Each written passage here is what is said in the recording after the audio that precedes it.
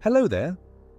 Tonight we travel to the Indian subcontinent, one of the oldest, most complex and most deeply mysterious civilizations the world has ever produced.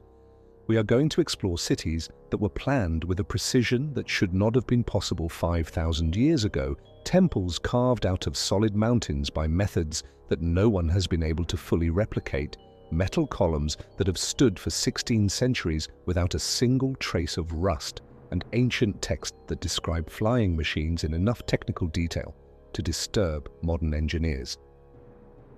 Each of these mysteries has been studied by archaeologists, metallurgists, and historians for decades. Each one continues to resist a complete explanation.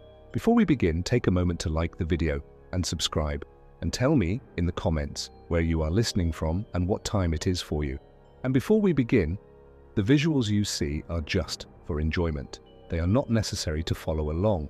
This video is meant to be heard in the background, whether you are studying, resting, or getting ready to sleep. Now let's begin. Picture standing in a courtyard in central Delhi on a clear afternoon, surrounded by the crumbling sandstone pillars of the Quwwat-ul-Islam Mosque. The city around you is one of the most densely populated on Earth. Motorcycles grind through the narrow lanes outside the complex. Construction cranes break the skyline in every direction. And in the middle of this ancient courtyard, sitting quietly in the open air, completely exposed to the humid Delhi summers and the drenching monsoon rains and the cold northern winters, is a column of dark iron that has been standing there for 1,600 years without rusting. Not slightly rusted, not coated, not chemically treated, simply not rusted. The surface of the iron is smooth and dark, covered in a thin layer of a compound called mythology that formed naturally on the surface over centuries and has somehow stopped all further oxidation in its tracks. The math simply does not add up when you consider what iron is supposed to do in those conditions. The iron pillar of Delhi stands 23 feet tall and weighs approximately 6 metric tons. It was forged sometime around the 4th or 5th century during the reign of the Gupta Empire, though the exact date is debated. An inscription near its base, written in Sanskrit, refers to a king named Chandra, who most historians identify as Chandragupta Town. The pillar was originally erected at a different location and was moved to Delhi sometime after the 12th century, which means it survived not only the natural decay of time but also the physical shock of being uprooted and transported across a considerable distance. The iron itself is over 99% pure, which is a level of refinement that was not achievable in large-scale forge work anywhere in the medieval world, and arguably not achievable in many parts of the industrial world until centuries later. Modern metallurgists who have studied the pillar closely have found something remarkable embedded in the surface chemistry.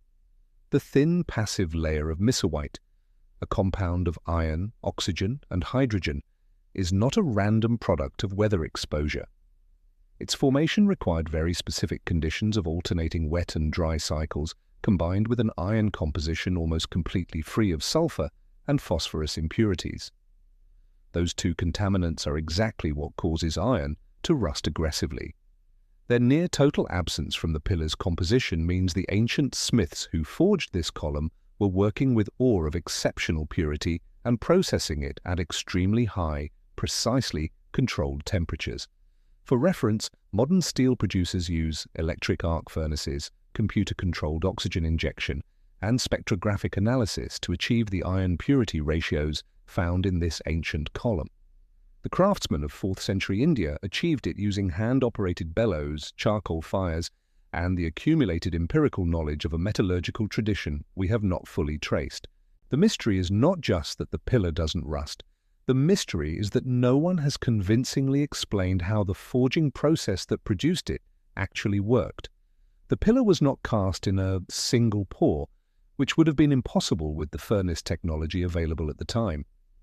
It was assembled from a series of iron blooms, raw masses of smelted iron, hammered together while red hot in a process called forge welding. Achieving a consistent, impurity-free weld across 6 tons of iron using hammers and muscle power alone, without the weld lines showing significant degradation over 16 centuries, points to a level of process control that should not have been achievable. When researchers attempt to replicate the exact composition and forging sequence using historically accurate tools, they consistently fall short of matching the pillar's metallurgical profile. The forge welding opens up air pockets, the carbon migration goes wrong, or the phosphorus levels creep up and compromise the final structure. The pillar has been standing in the open air through the reigns of dozens of different dynasties, through invasions, through the monsoon cycles of 16 centuries, and through the entire Industrial Revolution, and it remains structurally sound. We do not know exactly what combination of ore source, charcoal chemistry, hammer technique, and fire management produced an outcome that modern engineers still find difficult to fully replicate. The column stands in its courtyard and offers no explanation. That silence from the physical evidence is characteristic of ancient Indian engineering at its most extreme. The Pillar of Delhi represents the metallurgical edge of what the Gupta civilization was producing at its peak. But when you travel further back in time by more than 2,000 years and further west to the banks of the Indus River, you find a civilization that presents an entirely different category of mystery. Not a single remarkable object, but an entire urban system designed with a level of sophistication that took archaeologists decades to accept, was real.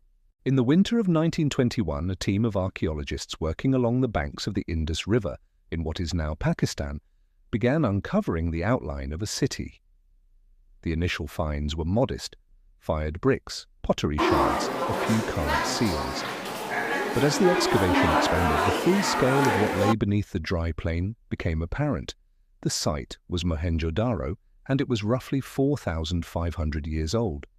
What the excavators found there completely disrupted the existing academic understanding of how early urban civilization developed.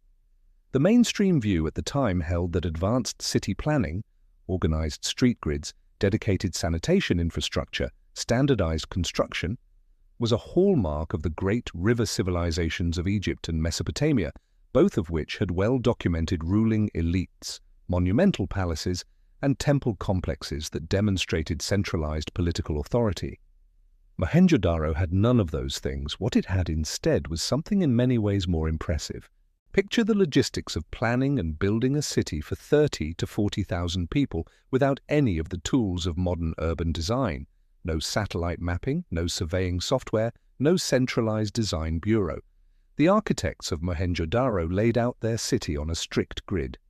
Streets ran in precise cardinal directions, the major boulevards wide enough to accommodate wheeled carts, passing in both directions simultaneously. The city blocks formed by this grid were remarkably uniform in their proportions. Buildings were constructed from baked mud bricks of a standardized size, a ratio of 1 to 2 to 4, meaning the length was 4 times the height and twice the width. This specific ratio is structurally optimal for interlocking brickwork and distributes load stress evenly through a wall. Modern brick manufacturers use a similar proportional relationship. The builders of the Indus Valley civilization used it consistently across every major site in a culture that stretched over 500,000 square miles, a geographic area larger than modern Pakistan and Western India combined. The sanitation system at Mohenjo-daro is the detail that continues to confuse researchers most deeply. Every major residence in the city had a bathing platform with a drain. Every drain connected to a covered brick sewer running beneath the street. Those street sewers connected to larger collector drains which ran the wastewater out of the city entirely. The drains were covered with removable inspection covers so that maintenance workers could access and clear blockages. This is not primitive infrastructure. This is a functional urban sanitation system with planned maintenance access built into its design. For reference, the city of Rome, often celebrated as the pinnacle of ancient engineering, did not achieve a comparable level of household sanitation connection for another 2,000 years. Ancient Athens dumped waste into open channels that ran down the streets. Medieval London was still struggling with the same problem 15 centuries after Mohenjo-daro had already solved it. The city had a large public water tank, the structure archaeologists call the Great Bath, lined with precisely fitted baked bricks sealed with a layer of natural tar to make it completely watertight. The tank measured 39 feet long and 23 feet wide, with steps descending from both ends to the waterline. 8 rooms surrounded the tank at the upper level, which researchers believe were changing rooms. The sophistication of the waterproofing, the selection and application of bitumen sealant across a large masonry surface, points to a thorough understanding of fluid management and material properties that was being applied on a civic scale. The math simply does not add up when you look at what is missing from this city.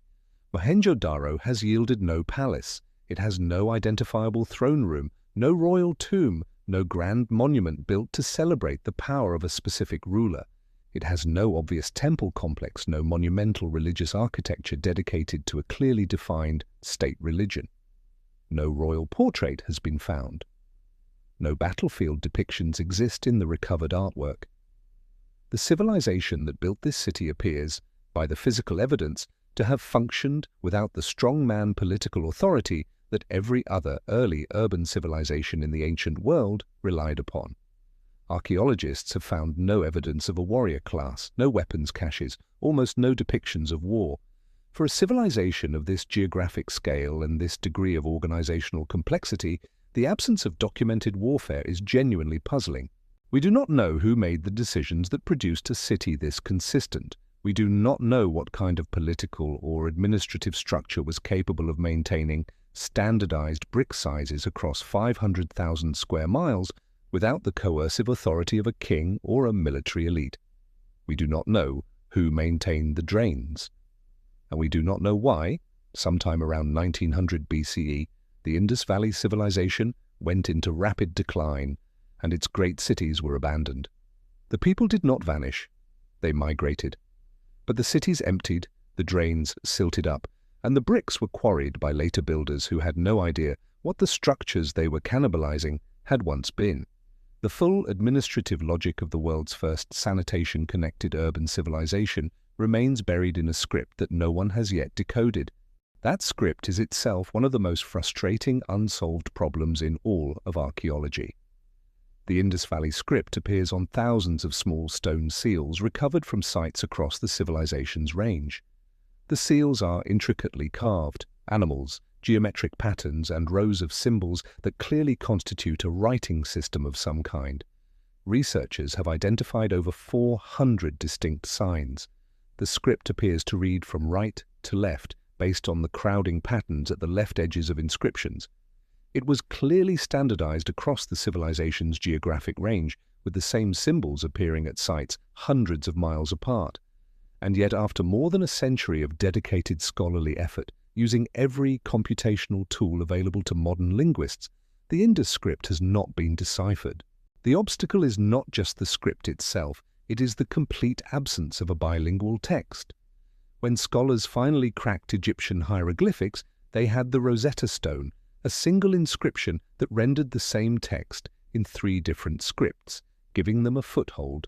For Linear B, the undeciphered script of Minoan Crete, the breakthrough came when researchers realized it was an early form of Greek, giving them a linguistic anchor. For the Indus script, there is no Rosetta Stone equivalent. There is no known language that has been convincingly matched to the underlying grammar structure of the inscriptions.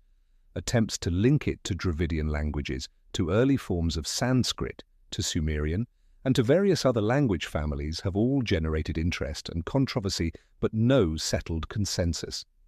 The inscriptions are mostly short, the average is only 5 signs, which makes statistical pattern analysis extremely difficult. There is simply not enough text to decode without a key. What makes the silence of the Indus script particularly significant is that the civilization's administrative achievements, the standardized bricks, the city planning, the sanitation networks, all imply a record-keeping system of considerable sophistication. You cannot maintain consistent brick ratios across a 500,000 square mile territory without some form of written standard and the institutional capacity to enforce it. The seals themselves were clearly used as administrative tags or identification markers of some kind. The information they contained was specific and meaningful to the people who used them. That information is still sitting on thousands of recovered stone objects in museums across Pakistan, India, and the world, and we cannot read a single sentence of it. While the administrative silence of the Indus Valley frustrates researchers with its opacity, the physical evidence found at one specific excavation site in the ruins of Mohenjo-Daro confronts them with something far more disturbing. In the 1920s, archaeologists working in the upper levels of the city's ruins began finding human skeletons in positions that did not correspond to any normal burial practice. The bodies were not placed in graves, they were not arranged in any ritual configuration, they were simply lying in the streets, on staircases, in doorways and courtyards, in the positions they appear to have fallen. Some were found in groups of 2 or 3, suggesting people who had been together when whatever killed them struck. This pattern of sudden, apparently simultaneous death in a populated area is what initially raised the alarm among researchers, but the deeper puzzle emerged when the physical condition of the bones was examined more closely. Some of the skeletons from the uppermost occupation layers, the most recent period of the city's habitation, showed evidence of extreme heat exposure. Not the gradual heat of a structure fire, which leaves specific burn patterns on bones and produces associated evidence of ash, charred wood, and the collapse of roof materials. The heat evidence here was different.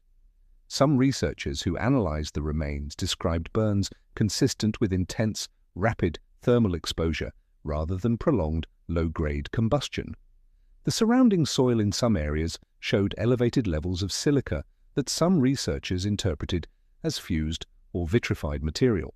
These findings prompted a deeply controversial analysis in the mid-20th century when certain researchers pointed out that the Mahabharata, one of ancient India's great Sanskrit epics, contains passages that describe weapons of catastrophic destructive power deployed in ancient warfare. The passages describe a single projectile charged with the power of the universe, a blazing shaft possessed of the effulgence of smokeless fire, describing a column of smoke and flame as bright as 10,000 suns, followed by the obliteration of an entire army, the burning of people beyond recognition, and the fallout of radiation-like effects on souls. These descriptions have been cited repeatedly by researchers who propose that the skeletons at Mohenjo-Daro are physical evidence of exactly the kind of event the texts describe. The mainstream archaeological response to this theory is careful but measured.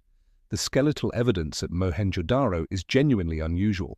The sudden, non-ritualized death pattern across multiple individuals in a street setting is not typical of normal urban mortality.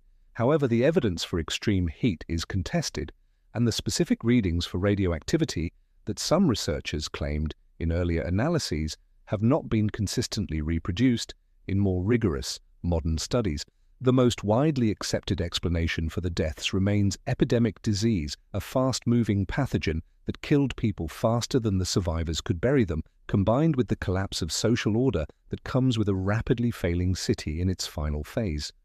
Mohenjo-Daro was clearly in decline before its final abandonment, and the skeletal distribution in the upper layers is consistent with a population under severe stress. The math simply does not add up in either direction completely. A standard epidemic does not explain the specific heat and soil chemistry anomalies that some researchers have documented. A nuclear-level weapon does not explain why the physical destruction is confined to a small area of the city rather than the widespread structural devastation that such a weapon would produce. We do not know what killed the people lying in the streets of Mohenjo-Daro in its final days. We do not know what their city looked like in its last morning. And we do not know more than 4,000 years later whether the weapon described in the Mahabharata is purely a literary device or a memory of something that actually happened in the Indus Valley. The Mahabharata and its companion epic, the Ramayana, contain passages that have puzzled researchers for entirely different reasons as well. Both texts describe in considerable technical detail flying vehicles called vimanas. The descriptions are not vague allusions to divine chariots floating in the sky. They are specific. Different types of vimana are named. Their construction materials are described. Their propulsion systems are discussed. The Vaimanika Shastra, a text that claims to be a technical manual for the construction and operation of these craft, describes the shape of different vehicle types, the materials from which specific components should be manufactured, the foods that pilots should eat during flight, and the instruments pilots should use to navigate and to detect hostile aircraft. It describes methods for making the craft invisible, methods for eavesdropping on conversations in enemy vehicles, and methods for incapacitating enemy pilots. For reference, a piece of ancient religious literature that describes in detail how to make an aircraft invisible to enemy detection and how to disrupt the consciousness of an opposing pilot is not describing chariot races. It is describing aerial warfare at a level of conceptual sophistication that presupposes not just the existence of flying vehicles, but the existence of organized air forces deploying them in coordinated military operations. The question that researchers cannot answer is where this conceptual framework came from. The standard scholarly position is that the Vimana texts are either literary imagination extrapolated forward from observing birds in flight, or they represent medieval interpolations into ancient texts, passages added by later writers who described flying machines because they wanted to endow legendary figures with superhuman capabilities. This explanation is reasonable and is probably correct for at least some of the Vimana descriptions, which are clearly mythological in their framing. A king who flies to the moon and back in a single-story chapter is not working from an engineering manual. But the Vaimanika Shastra specifically is harder to dismiss. When Indian aeronautical engineers at the Indian Institute of Science analyzed the craft designs it describes in 1974, they found that some of the designs were aerodynamically non-functional. The craft as drawn could not have flown, but others showed design features consistent with basic aerodynamic principles: curved surfaces, streamlined profiles, and weight distribution considerations that were not established in Western aviation science until the 20th century. The researchers concluded that the text appeared to combine genuine aerodynamic intuition with fantastical elements, suggesting that whoever compiled it was working from a tradition that contained real technical knowledge alongside mythological elaboration. We do not know where that technical knowledge came from. We do not know what the original source material was, and the text itself claims to be a transcription of knowledge revealed by divine beings to a sage named Bharadwaja, which is not an origin story that allows for straightforward historical tracing. Setting aside the question of what ancient Indians might have been flying, there are more than enough mysteries in what they were building on the ground to occupy an entire investigation.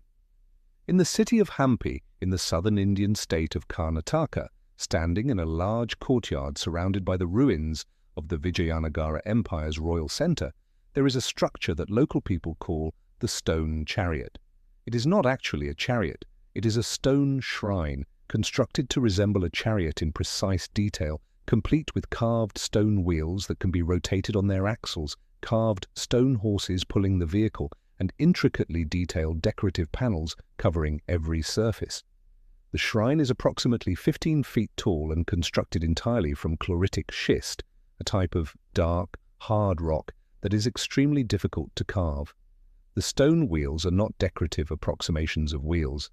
They are geometrically precise circles, symmetrically carved, that turn smoothly in their stone axle housings when pushed. The craftsmanship required to carve a functioning rotating wheel from a single block of hard stone to achieve a circular geometry accurate enough to rotate within a stone socket without binding is extraordinary. Modern stonemasons who have examined the structure note that achieving this level of precision with hand tools requires an understanding of circular geometry and an ability to translate that understanding into consistent cutting strokes that almost no contemporary craftsman could replicate without power tools and precision gauges. The entire structure was completed in the early 16th century, which places it within the historical record. But how the stone cutters of Vijayanagara acquired and maintained the level of skill that the stone chariot represents is not documented anywhere. The broader context of Vijayanagara makes the question more interesting. The city at its peak in the 15th and 16th centuries was one of the largest urban centers in the world, with a population estimated between 300,000 and 500,000 people. Visiting Portuguese and Persian travelers described it in their accounts as a city of extraordinary magnificence, larger than Rome, wealthier than any city they had seen elsewhere, with markets so full of goods from across the world that the travelers struggled to name everything they saw. The stonework visible throughout the ruins is consistent in its extraordinary quality, not just the stone chariot, but thousands of carved panels across dozens of temples and public structures, that show a level of artistic and technical mastery sustained across generations of workers. What training tradition produced that mastery, and how it was maintained and transmitted from master to apprentice across centuries, we do not fully know. If the stone chariot represents precision carving applied to a relatively small structure, what happened at Ellora in Maharashtra is precision carving applied at the scale of an entire mountain, and the result is one of the most physically impossible-seeming structures on Earth. In the 8th century, during the reign of the Rashtrakuta king Dantidurga, and continued under his successor Krishna Buffers, a team of workers arrived at a basalt cliff face in the Charanandri Hills in what is now the state of Maharashtra. They had been commissioned to build a temple. The standard approach to building a temple in stone, quarrying blocks, transporting them to a prepared site, laying foundations and building upward, was not the approach they used. Instead, they began at the top of the cliff and carved downward into the living rock, removing more than 200,000 tons of basalt over what researchers estimate was a period of approximately 100 years, to create a freestanding temple complex enclosed within an open, rock-cut courtyard. The result is the Kailash temple at Ellora, and it remains to this day the largest monolithic structure ever carved from a single piece of rock anywhere in the world. Picture the logistics of removing 200,000 tons of solid basalt from a cliff face using iron chisels, wooden mallets, and human hands. Modern demolition crews removing the same volume of hard rock would use precision-placed explosive charges, hydraulic jackhammers, and heavy excavation machinery. They would generate enormous amounts of dust and debris that would require constant mechanical removal. The ancient builders at Ellora did all of this by hand. Each cubic foot of basalt had to be located, chiseled free, broken into manageable pieces, and hauled out of the deepening courtyard by workers carrying loads on their backs. As the courtyard deepened and the freestanding temple structure began to emerge from the rock, the logistics of debris removal became increasingly complex. The workers at the bottom of the excavation were working tens of feet below the original cliff surface, in a progressively narrowing space, removing material that had to be passed up and out through the narrowing opening above. But the most astonishing aspect of the Kailash temple is not the volume of material removed. It is the precision with which the removal was managed. The temple that emerged from this excavation is not a rough-hewn approximation of a structure. It is an architecturally sophisticated, symmetrically precise religious complex with multiple stories, load-bearing stone columns with complex fluted profiles, carved friezes depicting scenes from the Mahabharata and the Ramayana with hundreds of individual figures, massive elephant sculptures carved in the round from the cliff base, and a tower rising approximately 100 feet above the courtyard floor. All of it integral with the original rock, all of it carved rather than constructed, and all of it geometrically correct. The columns are plumb, the friezes are level, the elephant forms are anatomically accurate. The architectural proportions of the tower follow the canonical rules of South Indian temple design with a precision that would be impressive in a structure built from quarried blocks, let alone one carved downward into a mountain. The math simply does not add up when you apply modern engineering logic to the sequence of work. A top-down carving operation means that every decision about what to remove is permanent. There is no correcting an error. If a worker removes too much rock from a load-bearing column, the column cannot be repaired. The structural logic of the entire complex, which sections to keep as load-bearing elements, which to remove as open space, how to leave exactly the right thickness of stone in the gallery roofs to support their own weight, had to be worked out before the first chisel stroke removed the first cubic foot of material from the top. For reference, modern structural engineers designing a building of similar complexity use three-dimensional computational modeling, iterative stress analysis software, and physical scale models to work out these questions before construction begins. The architects of the Kailash temple had to hold the entire three-dimensional plan in their heads or on perishable materials that have not survived, and execute it in stone from top to bottom without a single structural failure. No structural failure occurred. The temple has been standing for 12 centuries. We do not know what planning method allowed the ancient architects to execute a top-down excavation of this complexity with this degree of precision. We do not know whether a single master architect directed the entire project or whether it was guided by a sequence of leaders across its century of construction. We do not know how the proportional systems and the detailed iconographic program of the carvings were transmitted to the hundreds of workers who executed them over multiple generations. And we do not know where the 200,000 tons of excavated basalt went. The archaeology of the surrounding area does not account for a debris field of that magnitude. The physical record of what was removed is effectively absent. The challenge of moving extremely heavy stone is not unique to the Kailash temple in the Indian archaeological record. At the Brihadiswara temple in Thanjavur, Tamil Nadu, built by the Chola king Raja Rajabappa and completed in the year 1010 CE, there is a single granite block resting at the very top of the temple tower that poses a question engineers have been attempting to answer for over a century. The Brihadiswara's tower rises 216 feet above the base platform, making it one of the tallest temple towers in India at the time of its construction. At the absolute summit of that tower, sitting on a sculpted base, is a single dome-shaped stone called the kumbam. This stone weighs approximately 80 tons. It sits more than 200 feet above the ground on a tower whose walls taper significantly as they rise. The base of the tower is broad enough to have provided a workable foundation for scaffolding and hoisting equipment. By the time the tower narrows to the width required to support the summit structure, the available platform for any lifting apparatus is dramatically reduced. How 80 tons of granite was raised to the top of a 216-foot tapered tower using the tools available in medieval Tamil Nadu is not documented in any surviving text.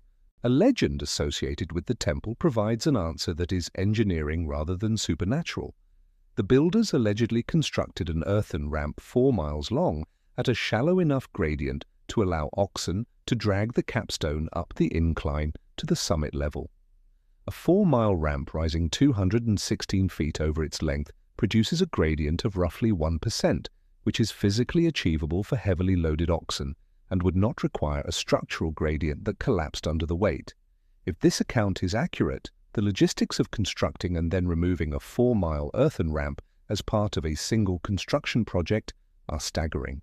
The labor required to move the ramp material alone would have matched or exceeded the labor required to build the temple itself, and the surface of the ramp would have required reinforcement to prevent the dragged stone from cutting through the soil and losing momentum.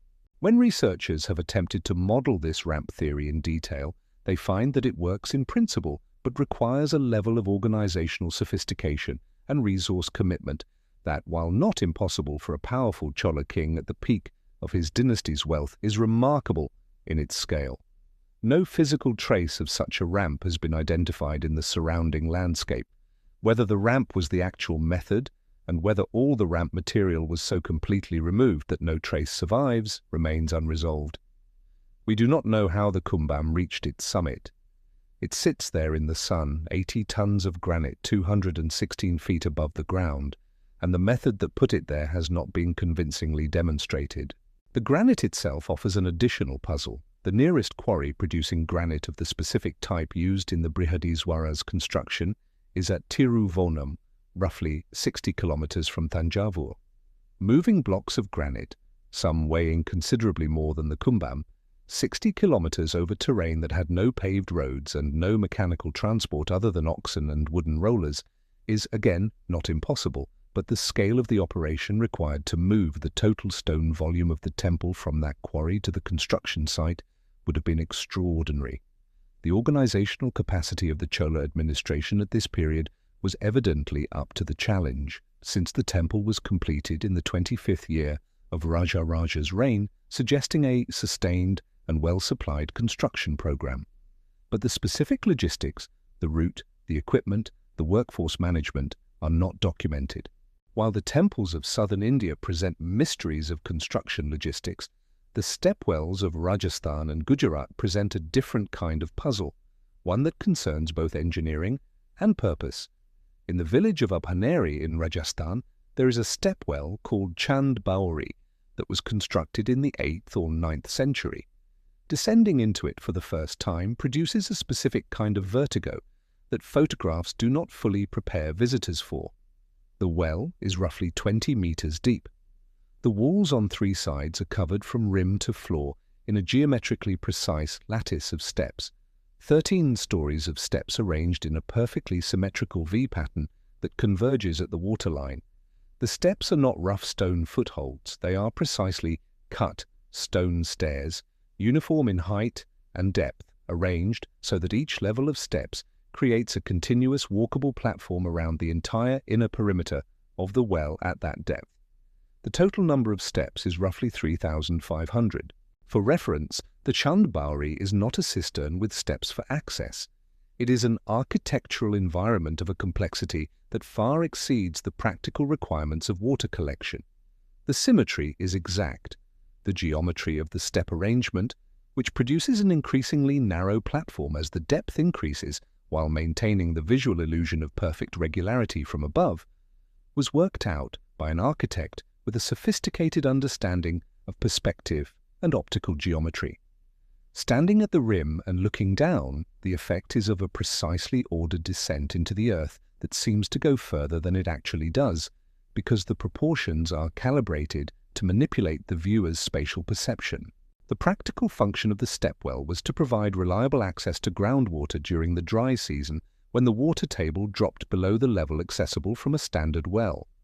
By descending to the water level via the steps, people could collect water at any point in the annual water table cycle simply by going further down into the well. The design also provided shade. The deep stone walls blocked the direct sun from reaching the lower levels, keeping the water cooler and slowing evaporation. These are real functional advantages, but the extraordinary precision and aesthetic elaboration of the Chand Bauri goes so far beyond those functional requirements that researchers have long debated what additional purposes the structure serve. The acoustics of the well are remarkable. Sound behaves in unusual ways in the stone chamber. Voices carry clearly between people at different depths, and certain tonal frequencies resonate in patterns that some researchers suggest were deliberately engineered.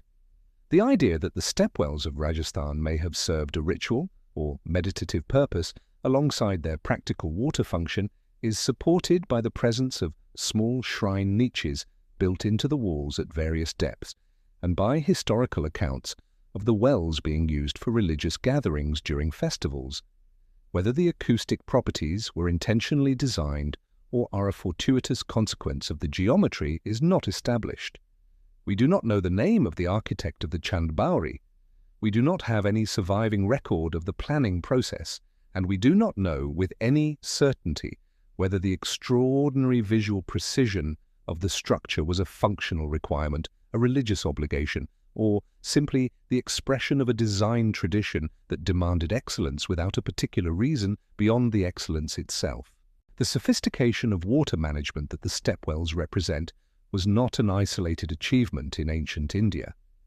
In the 3rd century BCE, the Maurya Empire, the first empire to unify most of the Indian subcontinent under a single political authority, oversaw the construction of irrigation systems and water storage structures of considerable complexity.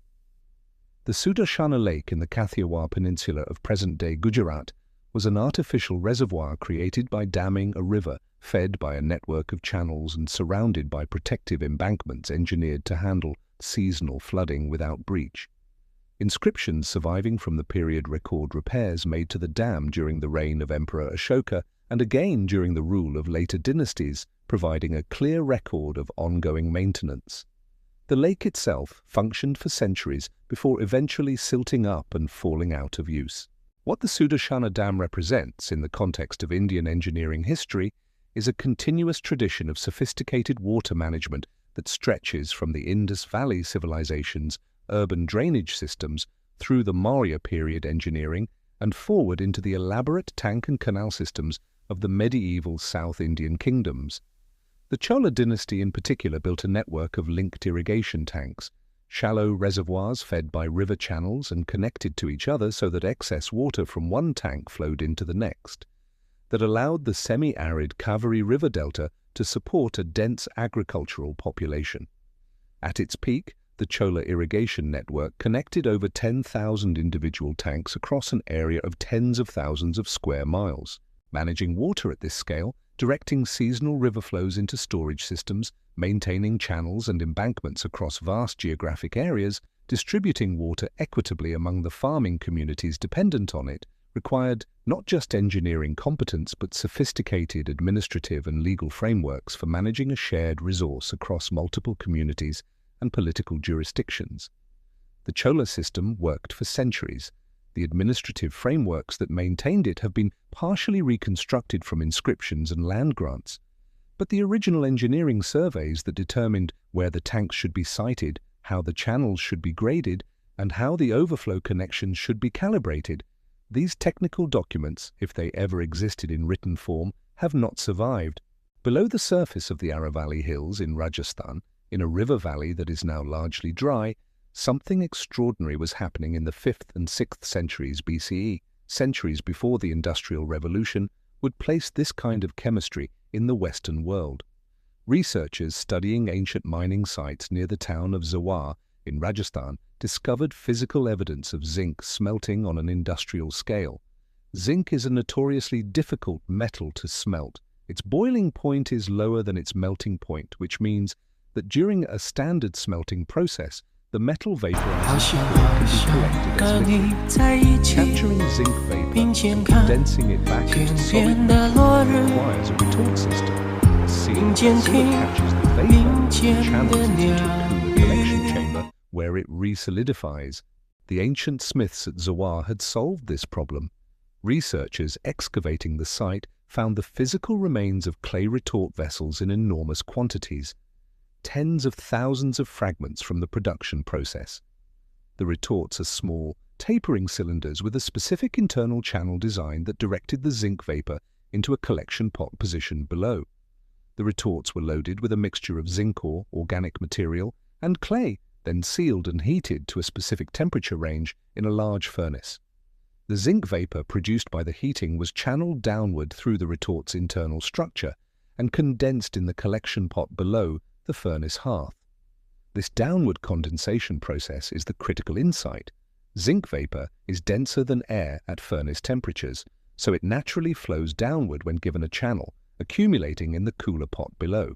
This process is called the Zawar retort process by modern metallurgists, and it is genuinely ancient in its origin at this site. The dating of the Zawar smelting operation places it in the 5th century BCE at the earliest, which makes it the oldest confirmed large-scale zinc smelting operation in the world by a margin of roughly 1,000 years over the next oldest comparable site. European metallurgists did not figure out how to smelt zinc reliably until the 18th century, and the specific problem of condensing zinc vapor proved so difficult that it took years of dedicated experimental work to solve, even with an understanding of the underlying chemistry. The math simply does not add up when you consider that the ancient Indian smiths at Zawar were solving this problem in the 5th century BCE without any theoretical chemistry, without thermometers, and without an understanding of phase changes, vapor pressure, or gas density. They appear to have worked out the solution entirely through observation and systematic experimentation. The retort design, the specific mixture of materials loaded into the retort, and the temperature range required for efficient zinc recovery all had to be determined empirically through a long process of trial and error that left no written record. What survives is only the physical output, the retort fragments, the slag deposits, and the evidence of large-scale metal production. And the gap between that output and the theoretical knowledge required to deliberately engineer it is genuinely difficult to explain. We do not know who first figured out the downward condensation method. We do not know how long the experimental development of the process took. We do not know whether the knowledge was deliberately maintained as a closely guarded commercial secret, or whether it was simply a regional technical tradition that never spread widely enough to enter the broader record. What we know is that the people of Zawar were producing metallic zinc on an industrial scale 15 centuries before the Western world caught up with them. Returning to the surface of the land, there is a river that runs through much of ancient Indian literature, religious geography, and legal text that presents a different kind of mystery. Not a mystery of construction or metallurgy, but a mystery of disappearance. The Saraswati River is described extensively in the Rig Veda, the oldest of the 4 Vedas and one of the oldest religious texts in the world, as a mighty river flowing from the mountains to the sea, gifting the land it passes through with extraordinary fertility. The Rig Veda calls it the best of rivers, the best of mothers, the best of goddesses. Its banks are described as the heartland of the Vedic civilization, and numerous passages describe rituals, settlements, and sacred sites along its course. The problem is that no river matching this description, a large, westward-flowing river reaching from the Himalayan foothills to the sea in the general region the texts describe, exists today. The area between the Indus and Ganges river systems in northwestern India and Pakistan, where the Saraswati is geographically placed by the text, is now largely desert. Modern satellite imagery has provided a partial answer and created a deeper mystery simultaneously. When researchers applied ground-penetrating radar and multispectral satellite analysis to the region described in the texts, they found the clear geomorphological signatures of a massive ancient river course, a dry channel extending from the Shivalik hills southwestward through Rajasthan and into the Rann of Kutch, where it appears to have discharged into what is now the northern Arabian Sea. The channel is wide, the kind of width associated with a large and powerful river, and along its course, archaeological surveys have found an extraordinary concentration of sites from the Indus Valley Civilization period, more Harappan sites than along the Indus River itself. The ancient settlement pattern that the texts describe, a dense, productive civilization living along this great river, matches exactly with the archaeological distribution of ancient sites along the satellite-identified dry channel. The river was real, and then it stopped. The leading geophysical explanation involves a combination of tectonic activity and climatic shift. Around 2000 BCE, the region's rainfall patterns changed significantly. Simultaneously, tectonic movement in the Himalayan foothills appears to have diverted the river tributaries that fed the Saraswati into the Yamuna and Sutlej systems, effectively cutting off the water supply. The river shrank, the land dried, and the civilization that had flourished along its banks was forced to migrate. The memory of the great river was preserved in texts, but the river itself was gone. What continues to puzzle researchers is the timing, the disappearance of the Saraswati, the decline of the Indus Valley civilization, and the composition of the earliest Rigvedic hymns all cluster around the same broad period, between roughly 2000 and 1500 BCE. This proximity has generated significant academic debate about the relationship between the texts and the civilization. If the Rigvedic texts were composed by people who were already living along the Saraswati and witnessed its decline, the Vedic and the Harappan traditions were contemporaneous and possibly overlapping, rather than entirely sequential, as the traditional academic timeline suggests. If the texts were composed after the civilization had already collapsed, the Saraswati descriptions are a memory of a lost landscape, not a lived experience. The resolution of this question depends on precise dating of both the texts and the material culture, and the dating remains contested. We do not know whether the people who wrote about the Great River were the same people who built the cities along it. We do not know whether the administrative tradition of the Indus Valley civilization fed forward into the Vedic tradition, or whether they were largely separate cultures that occupied the same landscape in different periods. The dry riverbed runs across the desert, and the satellite images show its outline, and the question of what civilization and what tradition it connects remains open. The question of what human beings were doing on the Indian subcontinent in the deep prehistoric past is addressed in a way that continues to surprise researchers by a series of rock shelters in the Vindhya mountain range in the state of Madhya Pradesh. The Bhimbetka rock shelters were first formally investigated by archaeologist V.S. Wakankar in 1957, when he noticed unusual rock formations visible from a passing train and arranged to visit them on foot. What he found when he reached the shelters was a collection of more than 700 rock shelters distributed across a sandstone outcrop, and the walls and ceilings of those shelters were covered in paintings.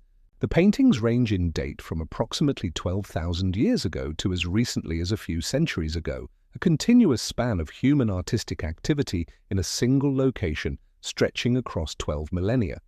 The oldest paintings are the hardest to see and the hardest to interpret. They are painted in dark red ochre in forms that include hand stencils, large animals in profile, geometric patterns, and human figures engaged in what appear to be group activities. The animals depicted include species that are still present in the Indian subcontinent, alongside species, some researchers argue, that may no longer be present, suggesting that some of the paintings capture the actual wildlife of a distant prehistoric landscape. For reference, the Lascaux cave paintings in France, which are among the most famous prehistoric artworks in the world, date to approximately 17,000 years ago and are celebrated as evidence of the sophisticated cognitive and artistic capacity of early modern humans. The Bhimbetka paintings, while less internationally famous, are older than many of the major European prehistoric art sites and represent a comparable level of artistic sophistication. The oldest known painting at Bhimbetka, a green pigment rendering of a lizard-like form, has been dated by some researchers to 30,000 years ago, which would make it among the oldest paintings in the world. These dates are contested, and the dating of rock art is technically complex and sometimes imprecise, but even the conservative dating of 12,000 years for the oldest definite paintings at Bhimbetka places human artistic activity in the Vindhya Hills at a point substantially earlier than most formal historical accounts of Indian civilization begin. The paintings were made by people who lived in the shelters. The archaeological deposits at Bhimbetka contain the physical debris of habitation across thousands of years, including stone tools, ash from fires, animal bones from meals, and the remnants of the pigment preparation process. These were not ceremonial sites visited infrequently. They were homes occupied continuously by human communities who returned to the same shelters generation after generation, and who maintained the tradition of painting the walls across hundreds of generations. The continuity of that tradition, the decision made over and over again across 12,000 years by the people who lived in these shelters to mark their walls with images, is itself remarkable. We do not know what the images meant to the people who made them. We do not know whether the tradition of painting was religious, communicative, commemorative, or simply aesthetic. The pigments used were ochre and charcoal and manganese applied with fingers, sticks, and what appear to be simple brushes. The images are vivid and the execution is confident. The people who made them were clearly not making art for the first time. The sophistication of prehistoric human activity in the Indian subcontinent is mirrored by a discovery that speaks directly to the organizational capacity of the Indus Valley civilization in a way that has fascinated researchers since the excavations of the 1920s and 1930s began yielding the relevant objects. Across every major Indus Valley site, Mohenjo-daro, Harappa, Dholavira, Lothal, and hundreds of smaller settlements distributed across the civilization's range, archaeologists have recovered small stone weights. The weights are made from a dark chert, precisely ground into regular geometric shapes, cuboids, cones, cylinders, and hemispheres. They come in a graduated series. Each weighted series consists of multiple smaller. The mystery is not that the weights are precise, it is that they are precisely consistent across the entire geographic range of the civilization. A weight recovered from Mohenjo-daro in Sindh, and a weight recovered from Harappa in Punjab, and a weight recovered from Dholavira in Gujarat, and a weight recovered from Lothal on the coast of what is now Gujarat. Despite these sites being distributed across a territory of roughly 500,000 square miles, match each other with a high degree of accuracy when measured against each other. The standard unit used across this entire territory has been calculated at approximately 0.8379 grams, and the series of standard weights are multiples of this unit following a consistent binary and decimal progression. For reference, establishing and maintaining a standardized system of weights across 500,000 square miles without modern communications, without a centralized mint in the modern sense, and without the ability to instantly compare a weight in one city to a reference standard hundreds of miles away, is a logistical challenge of considerable complexity. The Roman Empire maintained standardized weights and measures, but it did so through a centralized administrative apparatus backed by military enforcement. Provincial governors, tax collectors, and inspectors empowered to seize non-standard equipment and punish merchants who used it.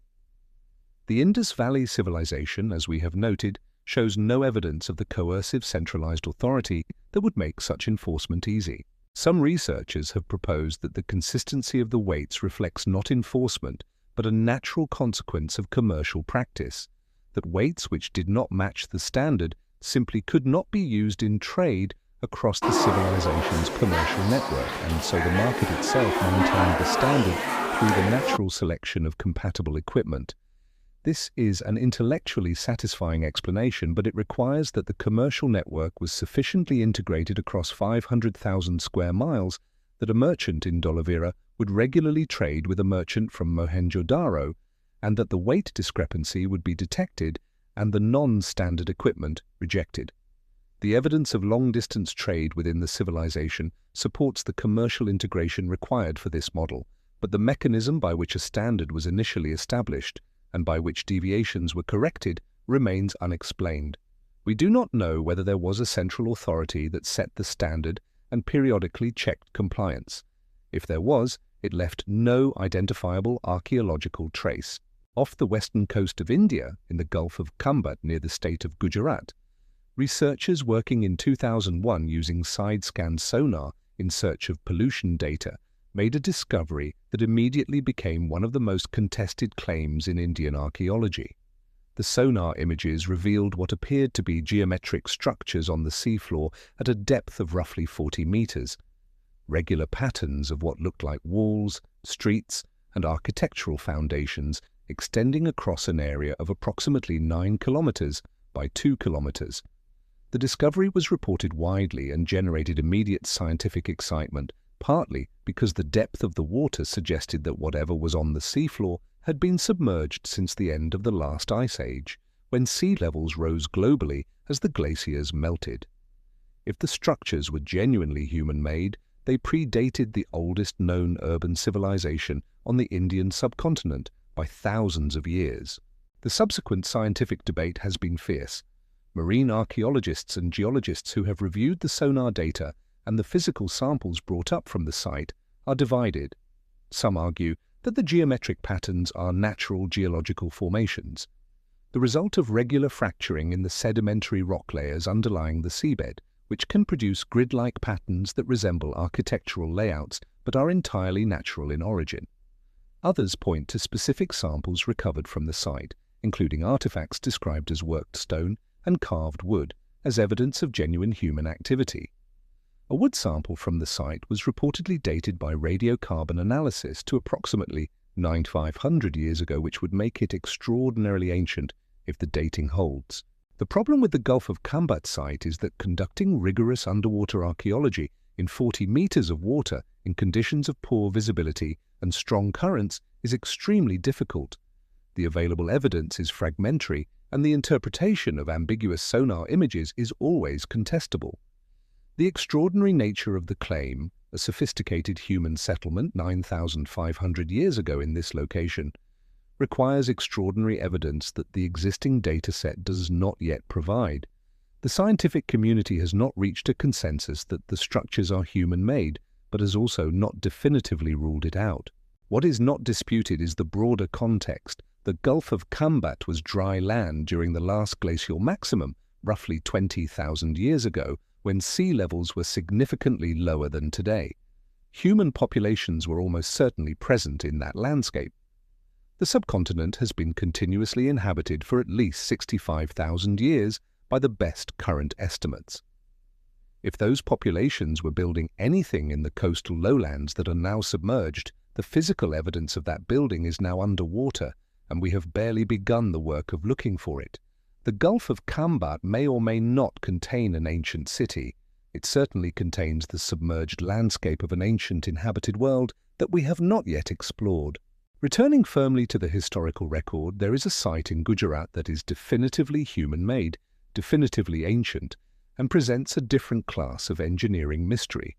The The city of Dholavira was one of the 5 largest cities of the Indus Valley civilization, and it was built on the island of Captivate in the Rann of Kutch, a seasonally flooded salt flat that, for 6 months of each year, isolates the island entirely from the mainland. Building a city of considerable size on an island that is periodically surrounded by water presents obvious challenges of water supply and food security. The residents of Dholavira addressed the water supply problem with a solution that has impressed every researcher who has studied it. The city's founders surveyed the topography of the island and identified the seasonal rain-fed streams that flowed off the surrounding higher ground. They then constructed a series of massive stone-lined reservoirs in precise locations to intercept and store the seasonal runoff. The reservoirs were connected to each other and to the city's water distribution system by a network of channels. The entire system was designed so that water flowed from the highest reservoir at the upstream end through successive reservoirs downward, with each reservoir feeding the next, and the surplus eventually stored in the lowest reservoir nearest the city center. This cascade arrangement maximized storage capacity while using gravity to maintain flow without any mechanical pumping. Modern hydrologists who have studied the system have described it as a sophisticated water harvesting design that would be entirely functional if restored and operated today. The largest of the Dholavira reservoirs was carved from the living rock of the island, not filled with masonry construction, but cut downward into the stone floor to a depth of several meters and given smooth, precisely cut walls. The cutting of a large basin into rock with iron tools is laborious but achievable. The precision of the cutting at Dholavira, where the reservoir walls are vertical and the floor is level to within small tolerances across a large area, points to careful management of the excavation process to maintain consistent depth and alignment. The people who designed and built this water system clearly had a thorough understanding of their local hydrology. The seasonal rainfall patterns, the runoff characteristics of different types of ground, the evaporation losses from open water in a hot and wind-exposed environment, and they had the organizational capacity to translate that understanding into stone structures of appropriate scale. All of this was accomplished without instrumental measurement of rainfall, without hydrological modeling software, and without any reference to a comparable completed project. Since the Dholavira system appears to be unique in its design, we do not know who designed it, or how long the design process took, or whether it was built in a single program or accumulated through successive improvements over generations. The tradition of sophisticated astronomical observation in ancient India produced, among many other things, one of the most remarkable observatory complexes ever built. Jantar Mantar, constructed in the early 18th century in Jaipur by the Rajput king Jai Singh II, is a collection of 19 architectural astronomical instruments, each built in masonry at a scale large enough to provide the measurement precision that smaller portable instruments could not achieve. The largest of the instruments at Jantar Mantar is the Samrat Yantra, a giant sundial whose gnomon, the angled edge that casts the shadow by which time is read, is 90 feet tall. The shadow moves at the rate of roughly a millimeter per second at the dial's reading surface, which means that an observer watching the shadow at the right time of year can track the passage of time to within 2 seconds per reading. But Jantar Mantar, impressive as it is, represents the formalized institutionalization of an astronomical tradition in India that reaches back many centuries earlier, and whose precise historical development is not fully documented. The Vedanga Jyotisha, the oldest surviving Indian text, focused specifically on astronomy and calendar calculation, dates to roughly 1200 BCE and demonstrates a working knowledge of the lunar calendar, the solar year, and the mathematical relationships required to reconcile them. Astronomical observations were embedded in the Vedic ritual tradition from its earliest phases, because the timing of many ritual observances was determined by the positions of specific stars and planets. This practical requirement drove the development of observational methods and mathematical systems to support them across centuries. The Aryabhata, a treatise written by the astronomer and mathematician Aryabhata in 499 CE, contains a claim that is astonishing in its accuracy. Aryabhata calculated the length of the sidereal year, the time it takes Earth to complete one orbit of the Sun relative to the fixed stars, as 365 days, 6 hours, 12 minutes, and 30 seconds. The modern precise value is 365 days, 6 hours, 9 minutes, and 9.5 seconds. Aryabhata's figure is off by approximately 3 minutes and 20 seconds, an error of less than 1 part in 78,000 over a full year. He arrived at this number using observation methods and mathematical frameworks that did not include the heliocentric model of the solar system, telescopes, or the capacity to measure time intervals shorter than a few seconds. The accuracy is extraordinary for the tools available. Aryabhata also stated in 499 CE that the Earth rotates on its own axis and that the apparent movement of the stars is a consequence of that rotation rather than an actual movement of the stars around a stationary Earth. This heliocentric insight, which is consistent with the sun-centered model of the solar system, predated the Western scientific consensus on the same point by more than 1,000 years. It was not universally accepted by Indian astronomers at the time, and a vigorous debate existed within Indian astronomical tradition about whether the Earth moved or the sky did. But that Aryabhata arrived at the correct answer in 499 CE from observational data and mathematical reasoning, without any of the instruments that Copernicus and Galileo would use to settle the same question in the 16th and 17th centuries, remains remarkable. We do not know what observational record Aryabhata drew on, how many years of data he compiled, or what mathematical procedures he applied to arrive at his year-length figure. His methodology is described in the Aryabhatiya, but at a level of abstraction that leaves the specific computational steps unclear. The question of what India's ancient and medieval scholars knew extends into mathematics in ways that have only recently been fully appreciated by Western academic history. The Kerala School of Mathematics, operating in the southern Indian state of Kerala from approximately the 14th through the 16th centuries, developed a series of mathematical results that were not rediscovered in Europe until the 17th and 18th centuries. Madhava of Sangamagrama, the founding figure of the Kerala school, derived infinite series expansions for trigonometric functions, the sine, the cosine, and the arctangent, and used these series to calculate the value of pi to 11 decimal places. The Taylor series for trigonometric functions, which appears in standard Western mathematical histories as a 17th century European achievement, was known to Madhava approximately 250 years earlier. The Kerala mathematicians wrote down their results in a form of versified Sanskrit that served as a mnemonic aid, encoding numerical values in a system called Katapayadi that mapped sounds to numbers. The results were transmitted within a scholarly tradition centered on specific family lineages of mathematicians who passed the knowledge from teacher to student across generations. The transmission system worked well enough to preserve Madhava's results from the late 14th century through the 16th century and into texts that survived the disruptions of the medieval period. The question that historical scholarship has not fully answered is whether the Kerala mathematical results influenced the European development of calculus in the 17th century. There is documented contact between Kerala and European traders and missionaries in the 16th century. The Portuguese established trading posts on the Kerala coast beginning in 1498, and Jesuit missionaries were active in the region in the 16th and 17th centuries. Whether any of the mathematical knowledge circulating in Kerala's scholarly networks reached European mathematicians in a form that influenced Newton or Leibniz or their predecessors is not established. The circumstantial case for transmission is suggestive but not proven. We do not know whether the independent development of the same mathematical results on opposite sides of the world in relatively close temporal proximity represents a genuine intellectual connection, a remarkable coincidence, or the predictable convergence of sophisticated mathematical traditions working through the same fundamental problems.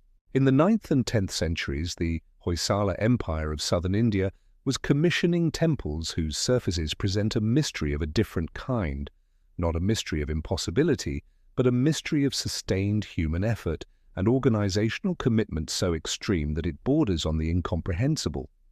The Hoysala temples, the Chenakeshava Temple at Belur, the Hoysaleswara at Halebidu, the Kesava Temple at Somanathapur, are covered on every external surface from the base platform to the tower in carved decoration of extraordinary density and complexity.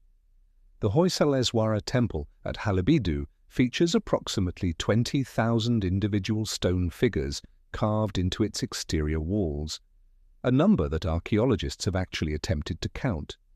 The figures include deities, narrative scenes from the epics and Puranas, dancing figures, elephants, horses, lions, scrolling vegetation, and geometric patterns, all rendered in soapstone at a scale that ranges from large central images several feet tall to tiny decorative figures a few inches high, arranged in dense horizontal friezes. Soapstone, technically chloritic schist, is a relatively soft stone that is workable with iron tools, which is why Hoysala carvers could achieve the level of detail that harder rocks would not permit. But the softness of the material relative to granite does not trivialize the achievement. Carving 20,000 individual figures on the exterior of a single temple, each one requiring artistic conception, compositional planning, and extended physical execution, represents a quantity of skilled labor that is difficult to calculate but easy to recognize as extraordinary. Some of the individual figures show details so fine, fingernails, individual strands of hair, the folds in a silk garment, that they can only be appreciated in close examination. These details were carved knowing that they would be set into a wall surface covered with hundreds of other figures and would be visible from a distance of several feet at best. The Hoysala carvers appear to have been organized into workshops, groups of sculptors who developed specialized expertise in specific types of imagery and who left their signature marks on specific sections of the temple walls. The workshop system allowed the extraordinary volume of carving to be produced within practical time frames and ensured consistency of quality across thousands of individual figures.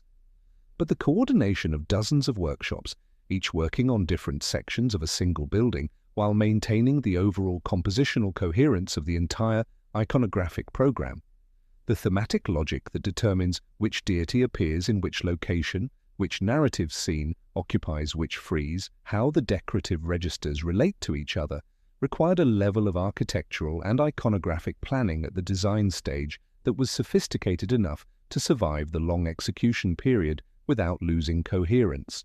We do not have the planning documents for the Hoysala temples. We do not know the names of the architects who designed the iconographic programs. We do not know the names of the master sculptors who organized the workshops. We have some signature marks carved by individual artisans into specific sections of the carving, which demonstrates a tradition of personal attribution, but those marks are identifiers, not biographies. The 20,000 figures of the Hoysaleswara temple have been standing in Halebidu for 9 centuries, and the people who made them are anonymous. In the 11th century, in Western India, the same tradition of extraordinary stone craftsmanship was being applied to a structure of a different type. The Rani Ki Vav stepwell at Patan in Gujarat, built by Queen Udayamati in memory of her husband Bhimdev III, was completed around 1063 CE and was then buried by a flood from the Saraswati River, a different and smaller Saraswati than the ancient one, a medieval river that shared the name and the sacred association of the lost ancient river. The stepwell was buried under silt for centuries and was not excavated until the late 20th century. Because it was buried rather than exposed to weather, its state of preservation is exceptional. The carvings on its walls look in many places as though they were completed within the last decade. The Rani Ki Vav is a multi-story structure descending 7 stories below the surface, with a total of more than 500 major sculptures arranged across its walls and pillars in a precisely planned iconographic program. The sculptures are of extraordinary quality. The figures of Vishnu in his various forms that occupy the principal niches of the lower levels are considered among the finest stone carvings in Indian medieval art, with a subtlety of expression and refinement of modeling in the stone surface that represents the absolute peak of the tradition. The stepwell was designated a UNESCO World Heritage Site in 2014, partly on the basis of the quality and quantity of its surviving sculpture, What is unusual about the construction of the Rani Ki Vav, in addition to the quality of the carving, is the jointing of the structural stonework. The walls and pillars of the stepwell were built from precisely fitted stone blocks that were assembled without mortar. The blocks were cut to fit each other so exactly that the joints between them are essentially invisible in many sections. The stone is cut to tolerances measured in fractions of a millimeter, and the fit is tight enough to prevent water infiltration over a structure that spent 7 centuries buried under silted river water. For reference, modern dry stone masonry of high quality achieves joint tolerances of a few millimeters. The Rani Ki Vav achieves joint tolerances that are consistently tighter than this across thousands of individual block interfaces in a structure designed to resist water pressure from both above and below. The fitting of stone to these tolerances requires first, precise measurement and marking, and second, precise cutting, the ability to remove small amounts of material from a stone surface in a controlled way, checking the fit repeatedly until the two surfaces meet without gaps. This is time-consuming work. When you multiply the time required for a single, high-precision joint by the thousands of joints in a structure the size of the Rani Ki Vav, the total labor investment is enormous. The investment was made for a structure that was intended from the beginning to be underground, below the water table in contact with groundwater, and accessible only by descending from the surface. The extraordinary precision of the jointing served the functional purpose of maintaining structural integrity under hydrostatic pressure. But it was invisible to anyone who did not descend into the well. The craftsmen who achieved these tolerances were not performing for an audience at street level. They were simply doing their work to the standard the work required. We do not know the names of the stone cutters. We do not know what measuring instruments they used. We do not know whether the joint fitting technique was a specialized skill limited to a small group of expert craftsmen or a general capability of the construction industry of 11th century Gujarat. The stepwell was buried under silt for 900 years, and when it was uncovered, the joints were still tight. One of the greatest repositories of ancient Indian knowledge stood for centuries in the state of Bihar, on the banks of the Ganges, before being destroyed in an act that constitutes one of the greatest intellectual catastrophes of the ancient world. The Nalanda Mahavihara, the great monastery of Nalanda, was founded in the 5th century CE and grew over the following 7 centuries into the largest center of learning in the ancient world. At its peak, Nalanda housed between 8,000 and 10,000 resident students and 1,500 teachers, all of them engaged in the study of not just Buddhist philosophy, but also Vedic studies, logic, grammar, medicine, mathematics, and astronomy. Students came to Nalanda from China, Tibet, Mongolia, Central Asia, Persia, and the Turkish-speaking world. The Chinese pilgrim Xuanzang, who studied at Nalanda in the 2nd century, wrote a detailed account of the university in his travel memoirs, described a complex of 10 large temples, multiple meditation halls, classroom buildings, libraries, and residential colleges arranged across a site covering about 1.5 square kilometers. The libraries of Nalanda were organized into 3 main buildings, which Xuanzang describes using names that translate roughly as the ocean of gems, the sea of jewels, and the array of subjects seen from afar. The 3rd building was reportedly 9 stories tall. Across these 3 buildings, Nalanda held a collection of manuscripts, texts on bark, palm leaf, and paper, that was accumulated over 7 centuries of active scholarly production and systematic acquisition from across the Buddhist and Hindu world. The size of this collection is not precisely known, but estimates based on later references suggest it contained millions of individual manuscripts covering an extraordinary range of subjects. In approximately 1193 CE, a force of troops under the commander Bakhtiar Khilji sacked and burned Nalanda. The buildings were destroyed, the monks who did not escape were killed, and the libraries burned. Eyewitness accounts from the period describe the libraries burning for 3 months, a detail that may be literary exaggeration, but that if even partially accurate suggests a collection of enormous physical volume. What was in those libraries when they burned is not fully known because the destruction was essentially total. We can partially reconstruct the Nalanda collection from the texts that were carried away by visiting scholars before the destruction. Xuanzang took hundreds of texts back to China, and Tibetan translators had transferred large amounts of material to Tibetan monasteries over the preceding centuries. But these survivals represent a fraction of what was held at the university. The texts that we know were at Nalanda and did not survive include works on medicine, on mathematics, on logic and epistemology, on linguistics, on astronomy, and on philosophical traditions that we know existed as developed intellectual systems from brief references in surviving texts, but cannot fully reconstruct because the primary sources are gone. We know that Nalanda had important manuscript collections on Ayurvedic medicine, the Indian medical tradition that was highly sophisticated and empirically grounded, but many of the specialist texts in that tradition that were held at Nalanda are known to us now only through later references and partial copies. The destruction of Nalanda is a hole in the intellectual history of humanity that cannot be filled. The physical site of Nalanda has been partially excavated, and the ruins of some of its structures are visible in the state of Bihar today. The excavated area is believed to represent only a fraction of the original complex. The libraries themselves have not been located in the archaeological record, though their general position within the complex can be inferred from Xuanzang's description. We do not know precisely what burned in 1193. We do not know what the Indian intellectual tradition of the period knew that the destruction erased.